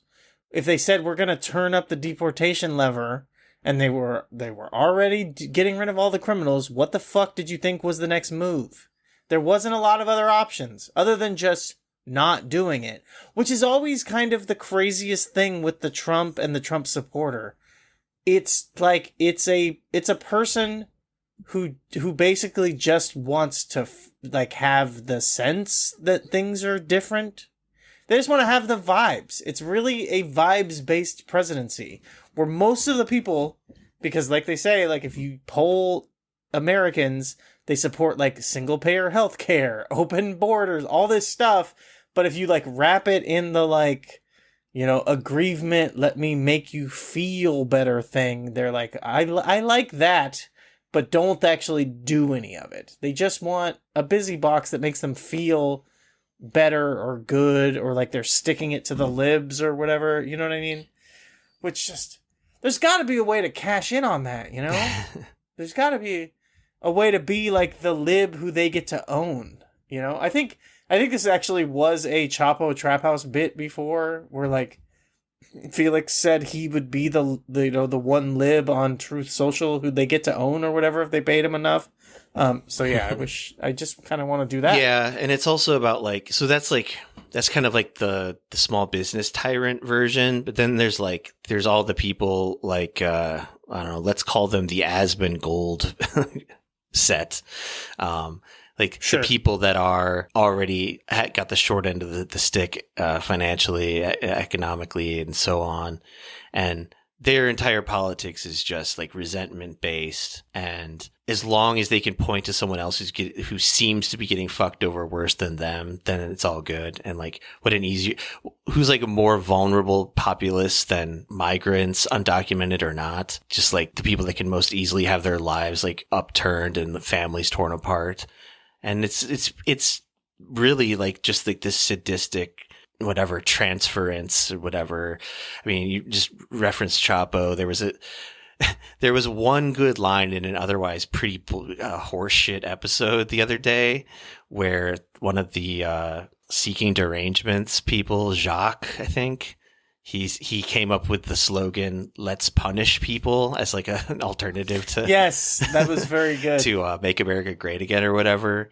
And like, Yeah. it was such a good standout line. Like I keep thinking about it, but in an otherwise kind of forgettable episode, but whatever. Yeah, it's the less, and it was right at the very yes. end. Yeah, yeah. And it's funny because Jock is like a big reason why I stopped listening to Seeking Derangements, but like they do have some bangers from time to time, but it's just like there's so much bullshit that it's hard to get through, you know? Let's Punish People But was worth I wish waiting through the bullshit for that one. Yeah. It really was, especially for a Chapo episode, you know? But yeah. Yeah. But in this press conference where Trump goes full taco, whatever, I mean, not really, because it's like the Marines are still in your city right now. Right. Just hanging out. But, you know, whatever, rhetorically, truth socially, he's basically being like, ooh, oops, maybe we shouldn't go too far on all these fucking people. But he also, like, this was right before the whole Israel-Iran thing happened, but they asked him again. And did you see when they asked him, not in this press conference, but somewhere else, which also reminds me of something that's been annoying me for a long time and something I would seek to end if I were making laws in Washington, D.C. No more fucking interviews with people in front of airplanes. That fucking, I'm so sick of that Seems trope. like a pretty easy, yeah. I mean, it's so good for like the Ruth Bader Ginsburg moment, I guess, that kind of adds to that one, maybe in a way. I'm just hearing this for the first time, tiny dancer, whatever. Sure. But anyway, no, but Trump said about Iran, they're like, why are U.S. personnel like fleeing various military bases near Iran? He's like, I don't know. Who could say? We'll have to wait and see. So insane. Especially, in light of what's happening as we speak right now. But so there was that. They asked him about his military parade that's happening like very soon now, right? Like, so it's Friday night in the U.S. right now. So it's supposed to happen on Saturday. Yeah, his like joint birthday celebration slash show of military might parade, which is the optics seem a little fash. I'm gonna go out on a limb and say, yeah, sure, whatever. At this point, why not?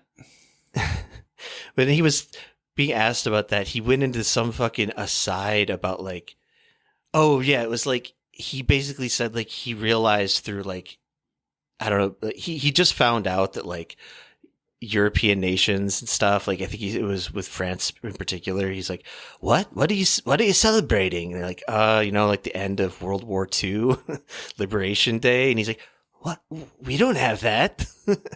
So you could kind of see him as being like, we need to have the same thing that all these other countries have.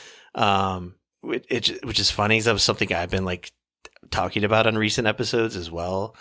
How it is sort of suspicious that the United States doesn't really emphasize like it's good that Nazism fell in our national celebrations, which is not what this thing is going to be about either at all. Like this is actually supposed to be like celebrating the 250th like anniversary of like the U.S. Army or whatever / Donald Trump's birthday. But he did, this is not the first time he's done this either, I remember, but he like, he started saying like, he was basically trying to be like, well, America obviously was the number one ass kicker of World War II. But then he actually did something that as far as I know, no U.S. presidents have really done, where he did actually give the Soviet Union, or what he calls Russia, its flowers or whatever. He's like, but they did some stuff too. But then he goes on to inflate the death toll, which he's done before when talking about Russia. He's like, Russia, he literally called it Putin's side. He said, Putin's side, they lost 51 million people in that war. That what's it called? It took him a second to think of the words World War II. You know the one. Yeah. So that was just some some more lighthearted, just trumping a fucking moron stuff. Oh, of course. But, we'll see how the military parade turns out. He also had like a really unhinged rant at Fort Bragg in front of a bunch of like hand-picked soldiers that he literally had, at least the ones behind him in the shot, Oh yeah, picked out to not be fat and to be no fatties and to be MAGA, basically. Like if you have any political disagreements with Trump, you can't be on the dais here. Not apply. Yeah.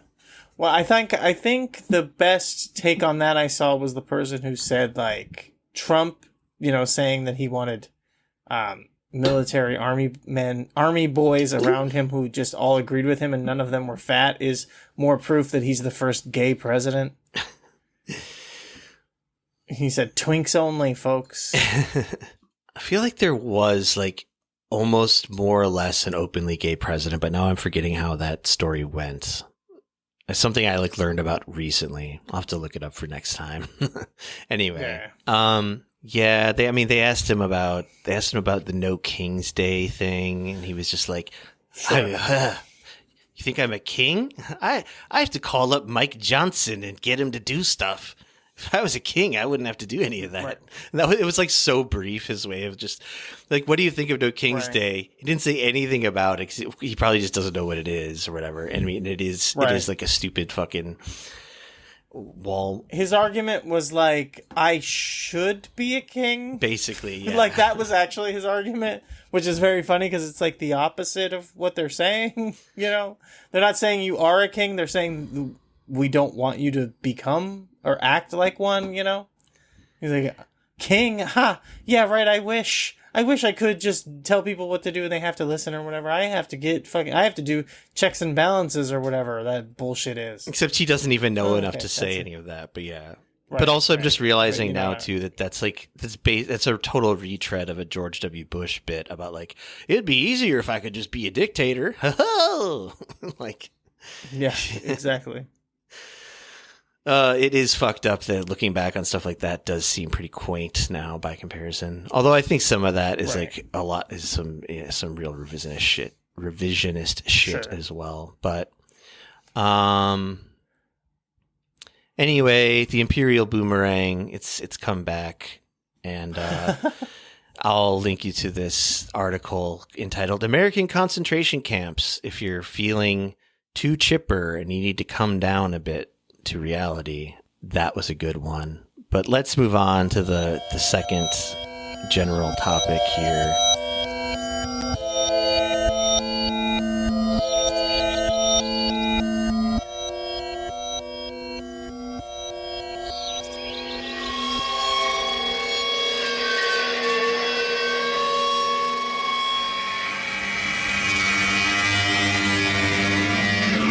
To probably fly through this one a little bit faster than anticipated, but that's fine.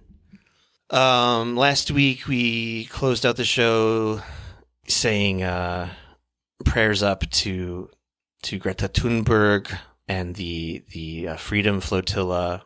Oh, and before I forget it for a third or fourth time now, something I wanted to bring up, which I failed to bring up in previous mentions of these flotilla journeys, is that the one that got taken out just a month ago, the other Freedom Flotilla, the name of that ship was the Conscience, and Israel fired upon the Conscience. Yes. Yes. Something I've been trying to say for a month and just kept forgetting, but there we go. Pretty on the nose. Yeah. Whoever is writing this story arc is This season of the Holocaust, yeah.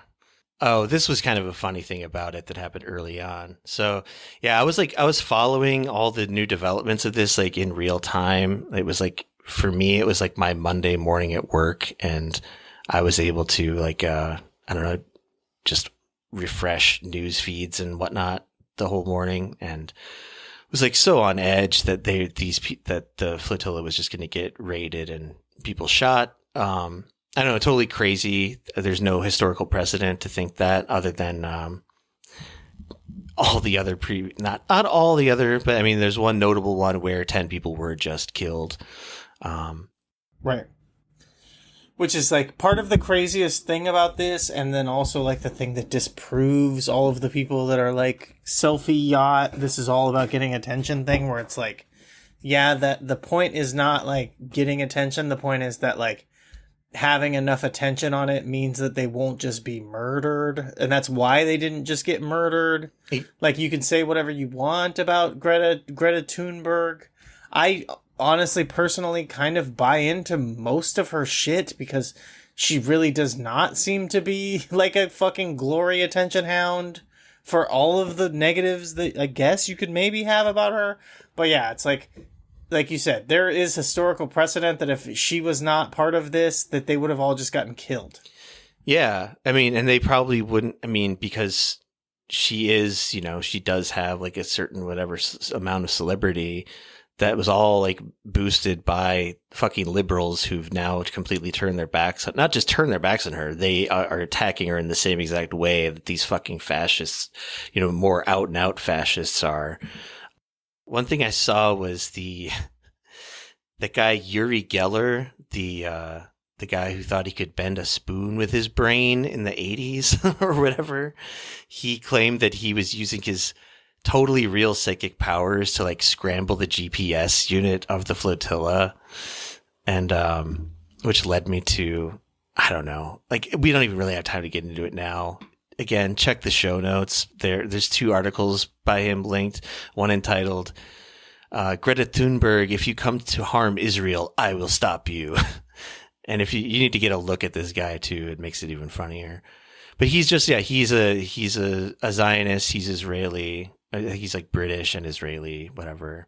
But then I found this like older article he wrote entitled, I'm Uri Geller, and Biden's iron commitment to Israel is as brittle as a spoon in my hands, which is one of, nice. This whole discourse, whatever you want to call it, like line of thinking that exists within, I guess, like even the fringe of the fringe elements in Zionism, that like Biden wasn't sufficiently supportive of the Zionist project. I don't even know what to say to that. It's so insane. But it's worth reading his stupid little article about it to laugh at how fucking dumb it is. I mean, to be fair, why am I even taking the time to do this? It's like, I understand the sentiment, but it's like, it's looking at the symptom and blaming the sickness kind of situation, because kind of the Zionist / Israel / Netanyahu stance, I can see it. I can, I pull through and dig through the weeds and kind of like see what they're looking at, what they're grasping at, which is the idea that like, if Biden had more properly and efficiently supported Israel, then popular sentiment in America would not have turned on the country. But what they completely miss, because they're like because number one, they're just like outside of America, and number two, they are like a fascist ethno-state dictatorship, is that like Biden was as supportive and vocally supportive as he could be of Israel, and monetarily supportive and all of that, and it doesn't and wouldn't have mattered because the sentiment was changing internally in the American populace no matter what. You know what I mean? Yeah. I mean, that's like the most generous way you could possibly understand this, but at least in the Uri Geller like open letter to Biden or whatever, he doesn't even say it that way. I mean, I get what you're saying. Right. Like, that's probably what's at bottom of all of it. Right. But they can't articulate it that way because that would obviously like attack their own narrative or whatever ultimately. So instead they're saying stuff to Biden like, you're all comfortable in your Delaware basement while I'm over here in the shit in Tel Aviv. Like, right. It's just completely fucking stupid. And yeah. And they're also just saying like, you've given us endless amounts of money, but couldn't you put another dollar on top of infinite? Like, it's basically what it is. Right. And so like I said, it's because it's like a fish doesn't know it's in water kind of situation, where it's like, again, they don't understand it, to put it in the terms that I just did, because they don't even realize that, like, as I said, they live in a fascist dictatorship to where of course you would just do this stuff and it would work because your people have to support it legally, like they're legally required to or whatever. Like, yeah, so that's kind of And I'll shout out friend of the podcast over at the Trudon sub, Girl DeBoard. They wrote about Uri Geller. Uri is the Israeli, completely full of shit and a total moron in the most obnoxious way, whose entire career has been built on the most obviously fake pretexts. But also he's somehow involved in some very, very shady, shadowy shit. But it's impossible to tell how much because he just talks nothing but shit and piss. Take that, Mr. Geller. My attack on Mr. Geller in text form was something to the effect of try bending the spoon with your brain. Like, get it deep up in there. Yeah. Bend your brain with the spoon. Try doing it going the other way. Right. Confucius say. Just for once, see what it's like. Anyway, a little bit more about the flotilla. I mean, so basically what went down was like drones had been following them like pretty much the whole journey. Then I think they're still in international waters when this happened, and they were never intending to go into what are, technically Israeli waters. They would only have been in the waters off of Gaza are technically international as well. But, when you get really close to the shore there. Not that it fucking matters. Not that anything matters with law and order in this topsy-turvy ass world we're in. But still, it's worth pointing out that, of course, all this shit is wildly illegal on in an international level and even beyond that within certain things that the United States and Israel claims to be abiding by, but never does. And they had these quadcopters came and it dumped at the time what was a mysterious substance. I think ultimately from what I've looked at on the reporting, it was like this UV paint that they justified as like they're marking the boat. I think it was just to like terrorize the people on the boat because they don't know what's going on. And I mean, my honest first thought was like, Jesus Christ, are they dumping white phosphorus on these people? Because that's what they do. They've dumped white phosphorus on people many times and always say they never did, but it's been documented. It's very obvious. Some people were speculating maybe it was like the skunk water stuff that they spray on people. Oh, yeah. Maybe it was because it's Israel. It was like the cum retrieval unit gone haywire, having a bit of a spill. Sure, that makes sense. Anyway, they boarded the ship. I never got to the bottom of this part either. It was like maybe they told them to throw their phones overboard, but possibly the activists voluntarily threw their phones overboard so they couldn't be like seized and used to like mine information off of or something. I'm not sure. And then there was kind of like a media blackout for some time. Like the live feed on the boat was cut. And I mean, what ultimately ended up happening was they were brought into Israel, a place they were never trying to go in the first place, which was the narrative the whole time. Right. Like they're coming and like it changed, like eventually, like as the closer the boat got, the more and more the narrative changed, like from official Israeli outlets and from all the just online Hasbarist people, paid and unpaid alike, to like, oh, this is just stupid self-aggrandizing, the selfie boat, whatever they kept calling it. Selfie yacht. The selfie yacht, the hate flotilla it was called at one point. That was more early on. Good. They were like the anti-Semitic Greta. This is just a media stunt, publicity stunt. But calling it a media stunt, a publicity stunt is so fucking stupid because they knew it was that the whole point was to raise awareness of the blockade of starving people. Right. And they knew, yes, the amount of aid they were bringing was like a drop in the bucket compared to what was needed. Well, it was meant to be a, hey, world, look at what's going on. And to that end, they were successful because like it was talked about a lot. And the other part of it is, as you talked about, that they targeted and destroyed the Conscience, which was the larger flotilla that could have brought in more aid. So, right. You can't be like, oh, they're not bringing anything. Yeah, they're not bringing anything because you blew up their bigger boat. I mean, and on that, like, there's aid literally. This has been going on for fucking almost 2 years now. There are aid trucks on like the border of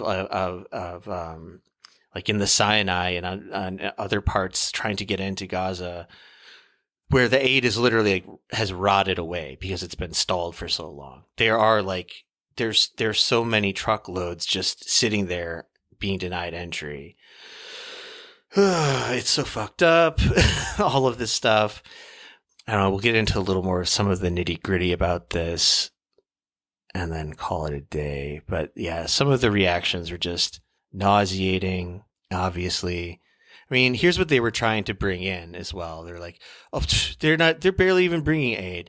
And one thing so like, here's the list: baby formula, 100 kilograms of flour, 200 kilograms of rice, diapers, menstrual products, water desalination kits, medical supplies, crutches, and finally, children's prosthetics. I wonder what they need those for. Is it like the most child amputees in one, like area at any given time in world history? Could that be the reason? I wonder how they got that way. Probably Hamas, I would guess, right? Yeah. Yeah. Hamas is telling kids that it's cool to get an and they're doing elective amputations to the pool. Yeah. They're doing extreme body modification. Jesus Christ. Another fucked up thing that they said they were going to do that I don't believe happened, as far as I can tell so far, is like I don't know, whoever, some official fucking demon in Israel was like, we're going to make the crew of this ship watch the fucking best of reels of October 7th footage. Oh yeah, that was like a big thing. Oh, Greta is refusing to watch the January 6th footage. That would be very funny. September 9th, was that it? Yeah. 7th. October 7th. It's all the same thing. Anyways, yeah. But I wonder why only October 7th, you know, like, because as far as I've been following pretty closely since October 7th, there's been a lot of footage from October 8th, 9th, 10th, Right. October 11th, 12th. Just every day since then, there's been all kinds of interesting footage out there that they could be showing people as well. I wonder why they've only decided to stick to this one particular day of atrocity footage. Who knows? Who will ever be able to answer? Not us. You know, this is a real. Does the falling tree make a sound if no one's around to hear it? Type ponder. Right. And then the other overall kind of like narrative seemed to be like Israel was like basically so proud of themselves for not killing everybody on the flotilla. And like you just see this like echoed throughout social media, whatever. People being like, they were so restrained in the way they handled this by illegally boarding a ship and kidnapping people, which is what happened. Like on any level of analysis you want to look at it, like sure, I mean maybe like the Hasbaras would say like, you can't just sail into an active war zone. It's like, well, people do that all the time. People delivering aid are allowed into war zones. People wanting to cover things journalistically are been allowed historically into war zones. If you want to call what's going on in Gaza a war zone, which is bullshit, but sure, let's just call it that. Why has no international journalist been allowed in there since October 8th? Who knows? Again, unanswerable philosophical question. It seems like if, asking that kind of question feels, I'm not going to say that it is, but it feels a little anti-Semitic, You're right. Obviously. I got to tread more lightly about this. But then there was what I have listed in the notes here as an avalanche of assholes. So just like the right-wing commentariat. I was planning to like just play these clips on the show, but who cares? Maybe I'll insert them later. I feel like we gotta like probably wind it down pretty soon. Unless you really, I don't know. What do you think? Should I play any of these? I just feel like I know that sometimes I might be like projecting too much onto our listenership, where I'm like, oh, they've probably seen literally every clip that I've seen this week because like they do get picked up and played over. Like there was Joe Rogan talking. This was like before the flotilla got boarded and the kidnappings happened. But like just a bunch of these assholes were just literally joking about like she's going to get killed, whatever. And it's like, I'm not even against like making like, dark jokes or whatever, but it's like, right. But what's the angle here? It's not just a matter of like, oh, that's twisted. That's out of line. It's like, yeah, but why? What did she do wrong? What would she possibly do wrong to deserve being killed by the IDF? And what's his face from Barstool? Portnoy. He like lost his mind. But the funny thing about him losing his mind and saying, and he said it in like such an ungrammatical way that my only thought about it was like, ooh, maybe he's 10 steps ahead and he's trying not to get sued. So like he said something to the effect of like, I hope a missile on the boat goes on. Like he's so stupid that it's like, oh, well, maybe that's not actionable as like something he could get like demonetized for because it's just so garbled.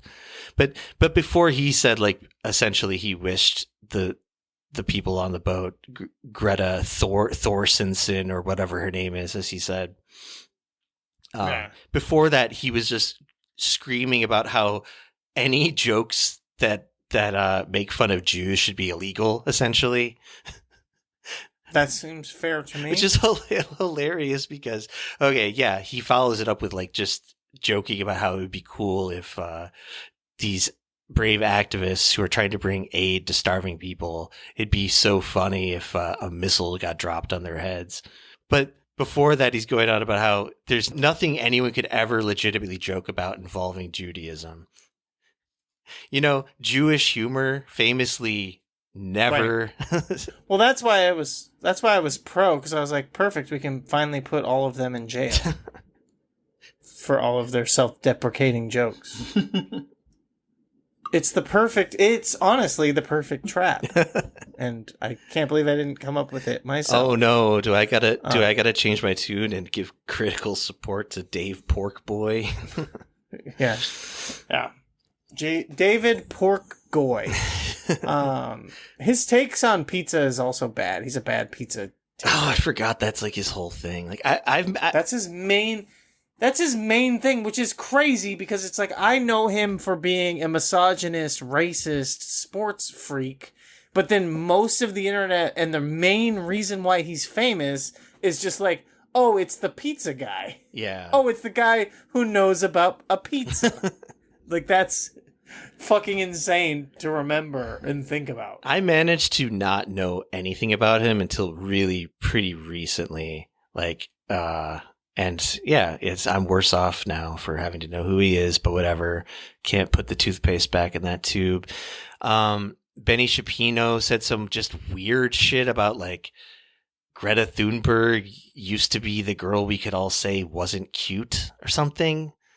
You must have seen that. That was on R.M. Brown. Making a big deal. Yeah, he's making a big deal about how I wasn't allowed to say that she was disgusting and unfuckable when she was a child. Oh, now I can say it. But now that she's an adult, I can say that she was an unfuckable child. I mean, wait. God damn it.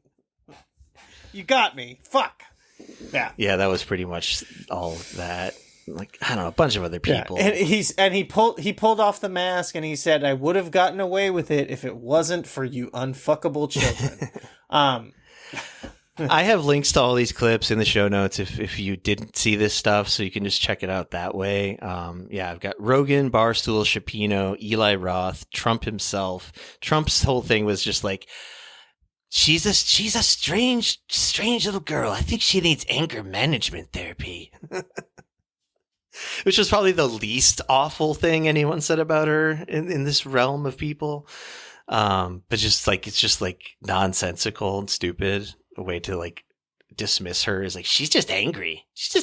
What's she even angry about? Starving people in some place? Who knows? She's always just mad and she's always just looking for selfies. You can tell that she's always just looking to do selfies because she's never put any effort into her appearance.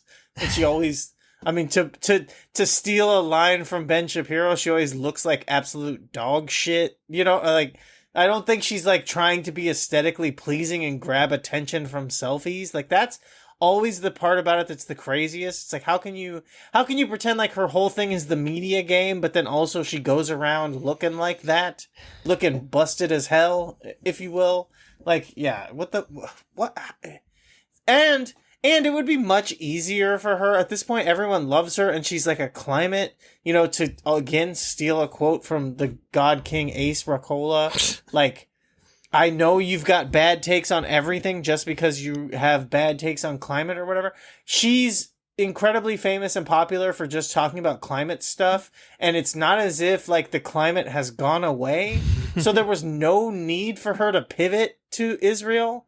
She chose to pick something that was like unpopular and going to get her arrested and deported and forced to fly in a fucking plane as she refuses to do that or whatever. Right. That was a again, weird humiliation angle. Yeah. And she like refuses to make herself even slightly more fuckable. Like, you know, like all of this stuff that just shows that she's not doing it for attention only, because if she was, she could like take such an easier path. It's incredible. It's incredible. You know, it's really self-tattling is what it is. It's Completely. projection at like an absolute fucking insane level where it's like, no, that's you, man. You're talking about you. Every accusation. And Ben Shapiro, as Ben Shapiro is saying, she's the most unfuckable child. Inside, he's like, I was an unfuckable child. That's why I couldn't make it as an actor. Ben Shapiro knows if he was a more fuckable child, he would have gotten roles in, you know, Dan Snyder, like Nickelodeon TV shows or whatever. Yeah, but people think his sister's fuckable because she has tits, and she also is like she does have big boobs. Isn't she also failed actress or something? Not really. I don't. Really I thought they were more like of like a hanger-on. Okay, anyway, hangers. I'll tell you what. She does have the heavy hangers. But even beyond the like self-tattling and stuff, which is true, totally. Like the part that makes me sort of like that helps me sort of dial back my rage against all this shit a little bit is like this just shows how they have nothing. They have nothing. They have no fucking argument. They just have to like obscure this with. I mean, in a way, this is all kind of like just. I mean, it's not distracting me from like the real point, but you know what I mean? Like, oh, if we all just like argue in threads about did Dave Portnoy really say, or is his brain so scrambled that he can't form a sentence, you know, whatever. If we're just like parsing the details of this dumb clickbait shit, then we're not talking about the reality. But anyway, you know, it just shows they've got nothing.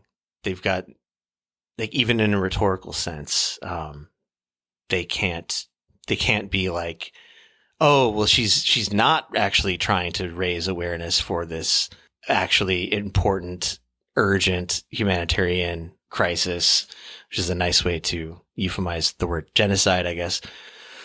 But like even after she went, like the first interview, I believe, when she like got off the plane, basically, she hadn't seen any of the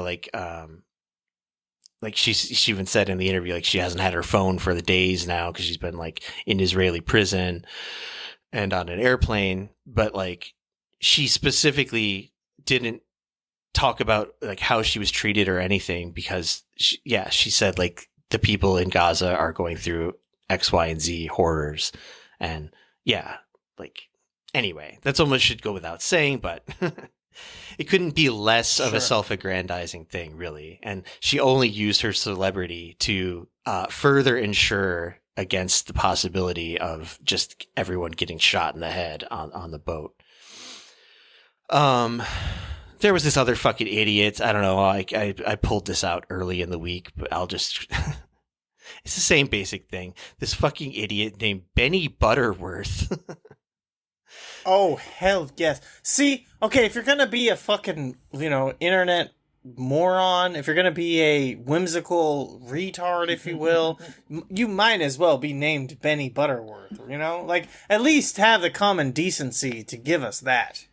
Yeah, he posted a picture of Greta, like, on the boat, and he wrote, I'm old enough to remember when the hard left condemned white Europeans dressing up in other cultures' garb and going into their lands to tell them what to do.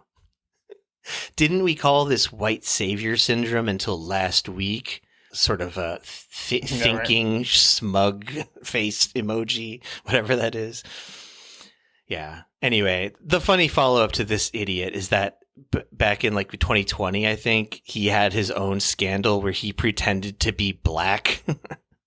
I can't even, whatever. I'm not even going to look into it, but he had his own stupid scandal. You can check it out in the links, whatever. Right. Yeah. And then all of this shit was summed up with a single satirical headline by the Hard Times outlet, which went, conservative man who is afraid of cities mocks 22-year-old girl sailing into a war zone. I mean, I could have just said that instead of all this other shit, but anyway.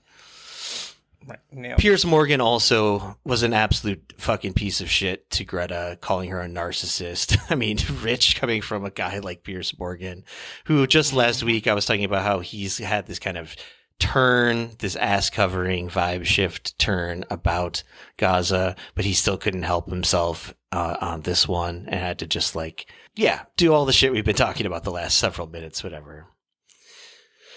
Well, so, related to that, this was a good one, that I saw on Twitter. I shout out myself for this one. Eric Schmidt, United States Senator from Missouri, it says in his handle, he tweeted out, where were all the no kings peeps when Imperial Biden was forcing people to get the shot, lose their jobs, censoring America for questioning regimes, and trying to jail his political opponents?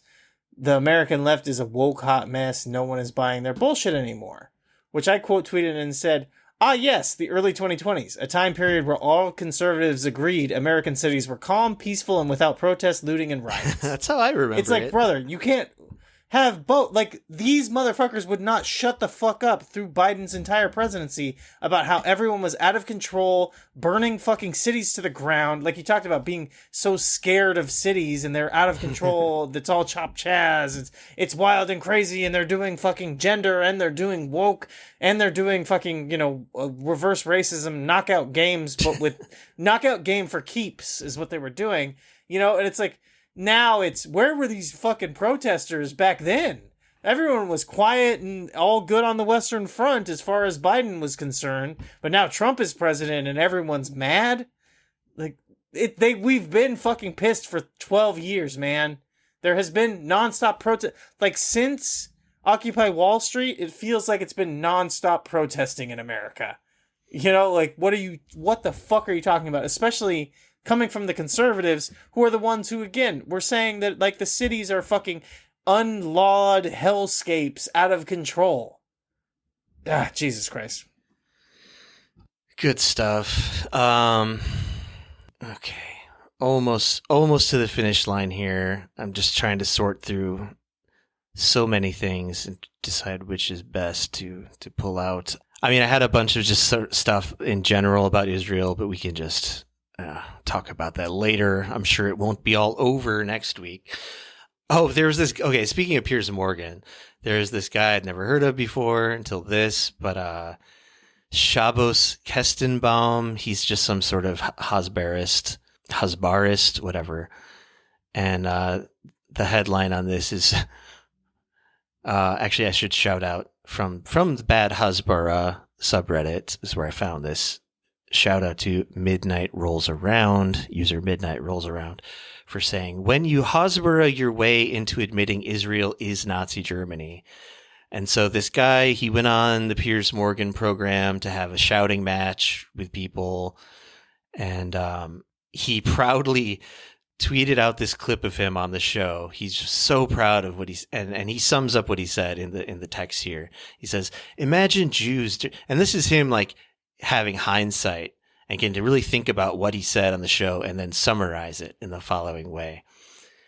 Imagine Jews during World War II were told they must stay in Poland and could not be safely evacuated because it would constitute, quote, ethnic cleansing. Yet, that's exactly what Gazans are being told right now. I went on Piers Morgan to explain the bizarre Palestinian exception. So it's so like it makes me dizzy. It makes me dizzy to read shit like that. Yeah.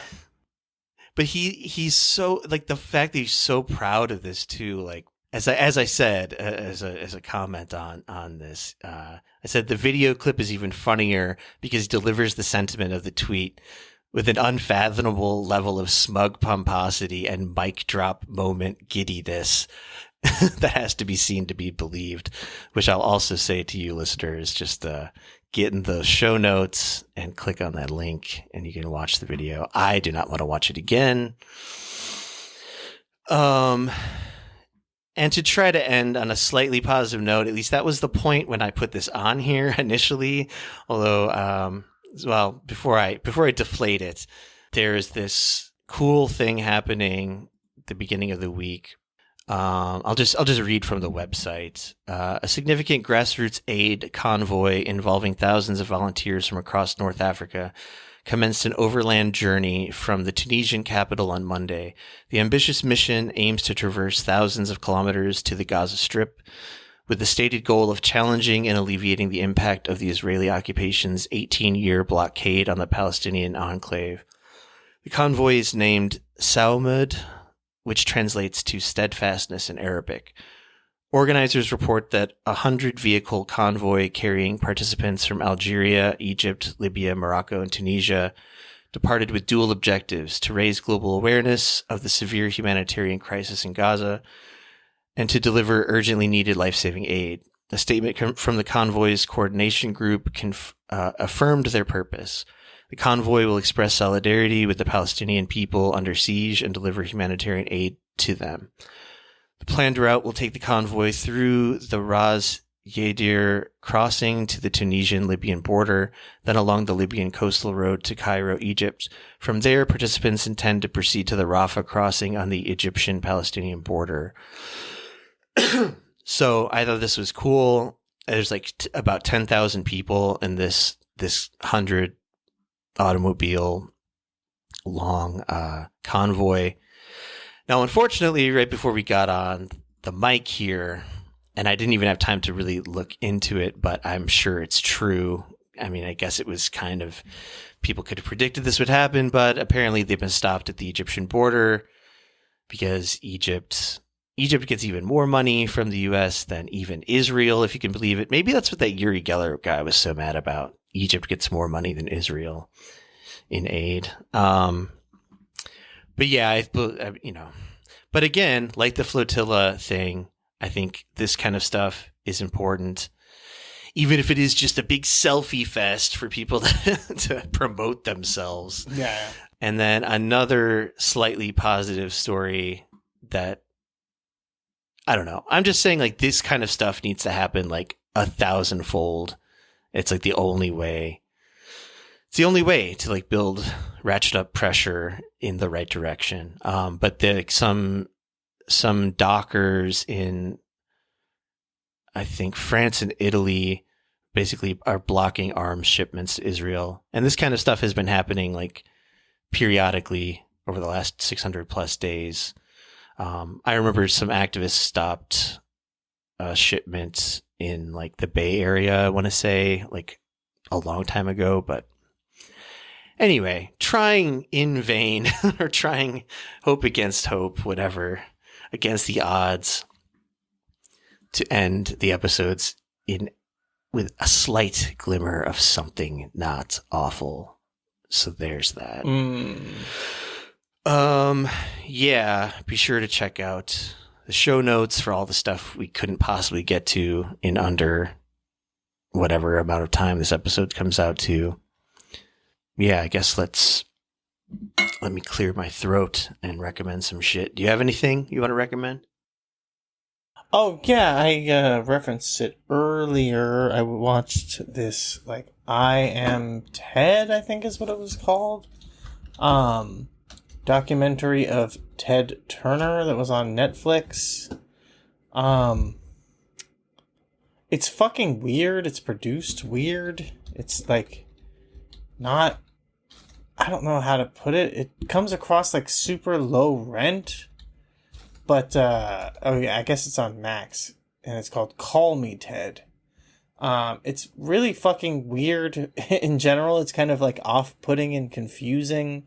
It's like narrated by Ted Turner the entire time, but like in a voice that sounds too young, you know?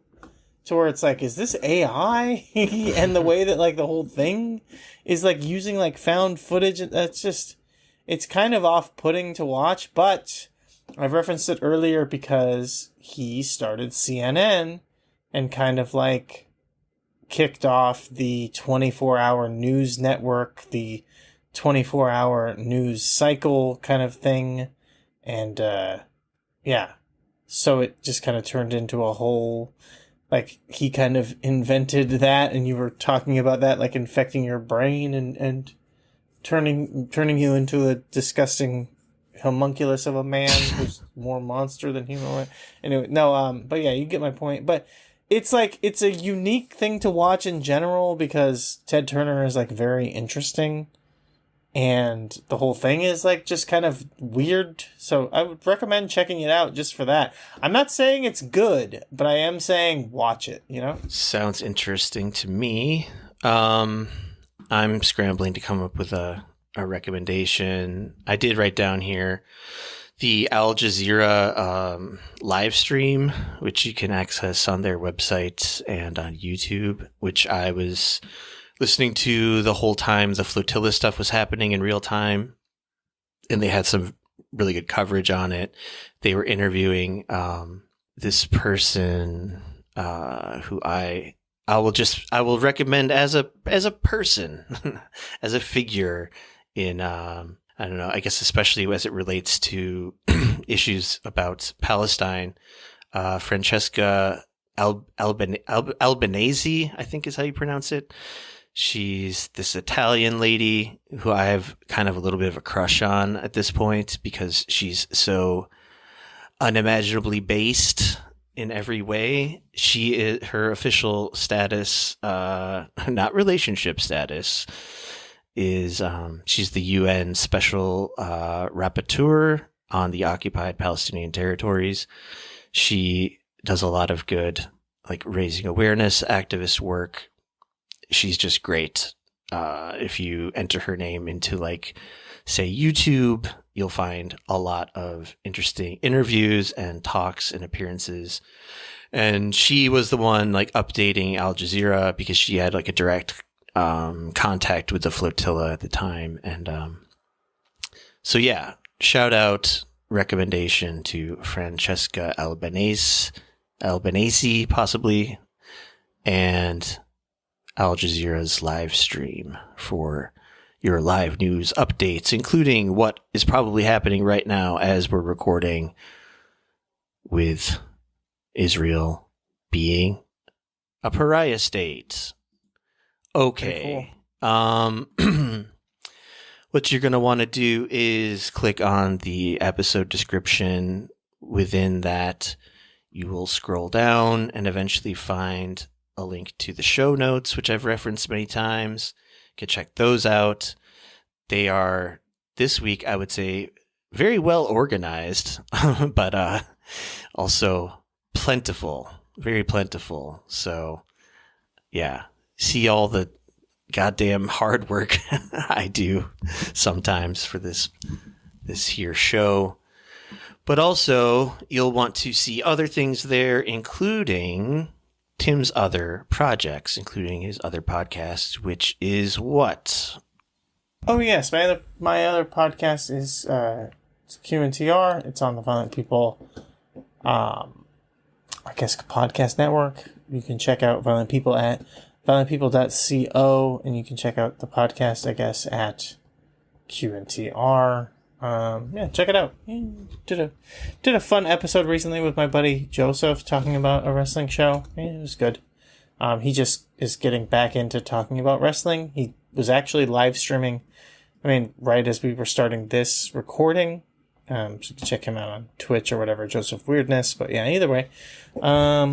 Yeah, just find everything you're looking for at violentpeople.co. And in the episode description here as well, that might be the easiest way to get there. I was going to ask, like, if someone were listening to this podcast and they, you know, they're a wrestling fan of some sort because they do not come in one size, like, how would you more narrowly describe, like, the focus of QNTR wrestling wise? Like, what are some of your, like, big, I don't know, repeated, like, what kind of, cause I'm so out of the loop. I can't even do it for you. I was going to say the only thing off the top of my head I know you guys cover sometimes is like the female Japanese, the Joshi stuff. Yeah. Joshi wrestling. Yeah. Or is it anyway? To be honest, yeah, my thing has always been about, like, you know, the idea that you, like, give people their flowers while they're alive or whatever kind of thing. So I don't like talking a ton about old wrestling. And I also like to, like, kind of point out and use what little bit of people paying attention to me that I have to, like, present and push things that I think are not getting the, you know, the attention they deserve or whatever. So, like, that's primarily it, is, like, smaller wrestling promotions, not, like, the big major ones, and, like, things that I just think are really good that people are not paying attention to. It's kind of like, it's a digging in the crates based wrestling show is what it really is. But, like, a lot of people do that historically, but they do it kind of, like, retrospectively. This is like a live, you know, this is like trying to uncover the shit that is not getting the representation it deserves right now, so that you can go buy a shirt, you know, like, basically, so you can go support the wrestlers while they're still active, instead of waiting for, like, you know, 20 years down the line and being like, oh yeah, this guy was great back then, but no one was watching him. It's like, no, this guy is great right now. Watch him, you know? So that's the idea. So you're not doing big career retrospectives on, like, what's Hulk Hogan's real name? The Undertaker. Oh, Terry Bollea. Yeah, exactly. Or The Rock. Yeah, exactly. That is not my vibe at all. That is, like, the antithesis of what I'm into. I figured most people probably could, like, just understand that, but it just crossed my mind suddenly that, like, maybe you could, like, specify slightly that you're doing more off the beaten path, at least, like, for people that are totally like me, like, I mean, unaware of the whole world there. But anyway, right. All right. Before my voice gives out completely, as the American musician, singer, songwriter, and video producer who is the lead vocalist and occasional instrumentalist of the independent electronic jazz funk duo Nowhere, Genevieve Veronica Artadi always says, "It's all nothing till it's everything."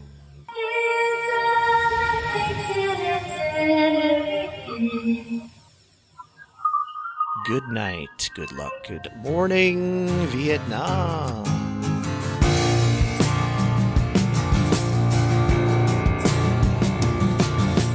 Betting Taylor Swift every night inside the Oculus Rift. After Mr. and the Mrs. finish dinner and the dishes.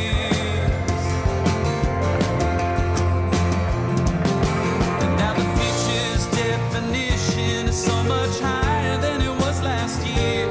It's like the images have all become real, and someone's living my life for me out in the mirror.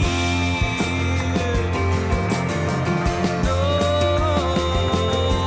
can you believe how far we've come in the new age? Freedom to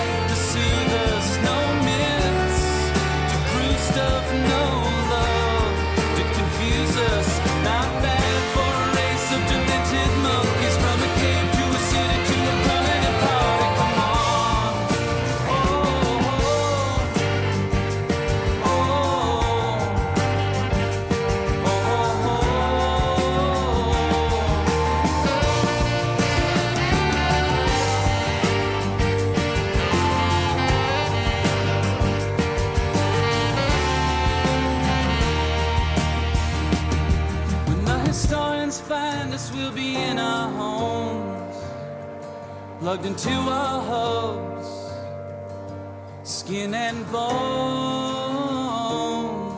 a frozen smile on every face. As the stories replay, this must have been a wonderful place. The first voice recording was made in 1860. It was a 10-second fragment of the French folk song Au clair de la lune recorded by inventor Edward Leon Scott de Martinville. But who will make the final voice recording and when? What will it be? Who will hear it?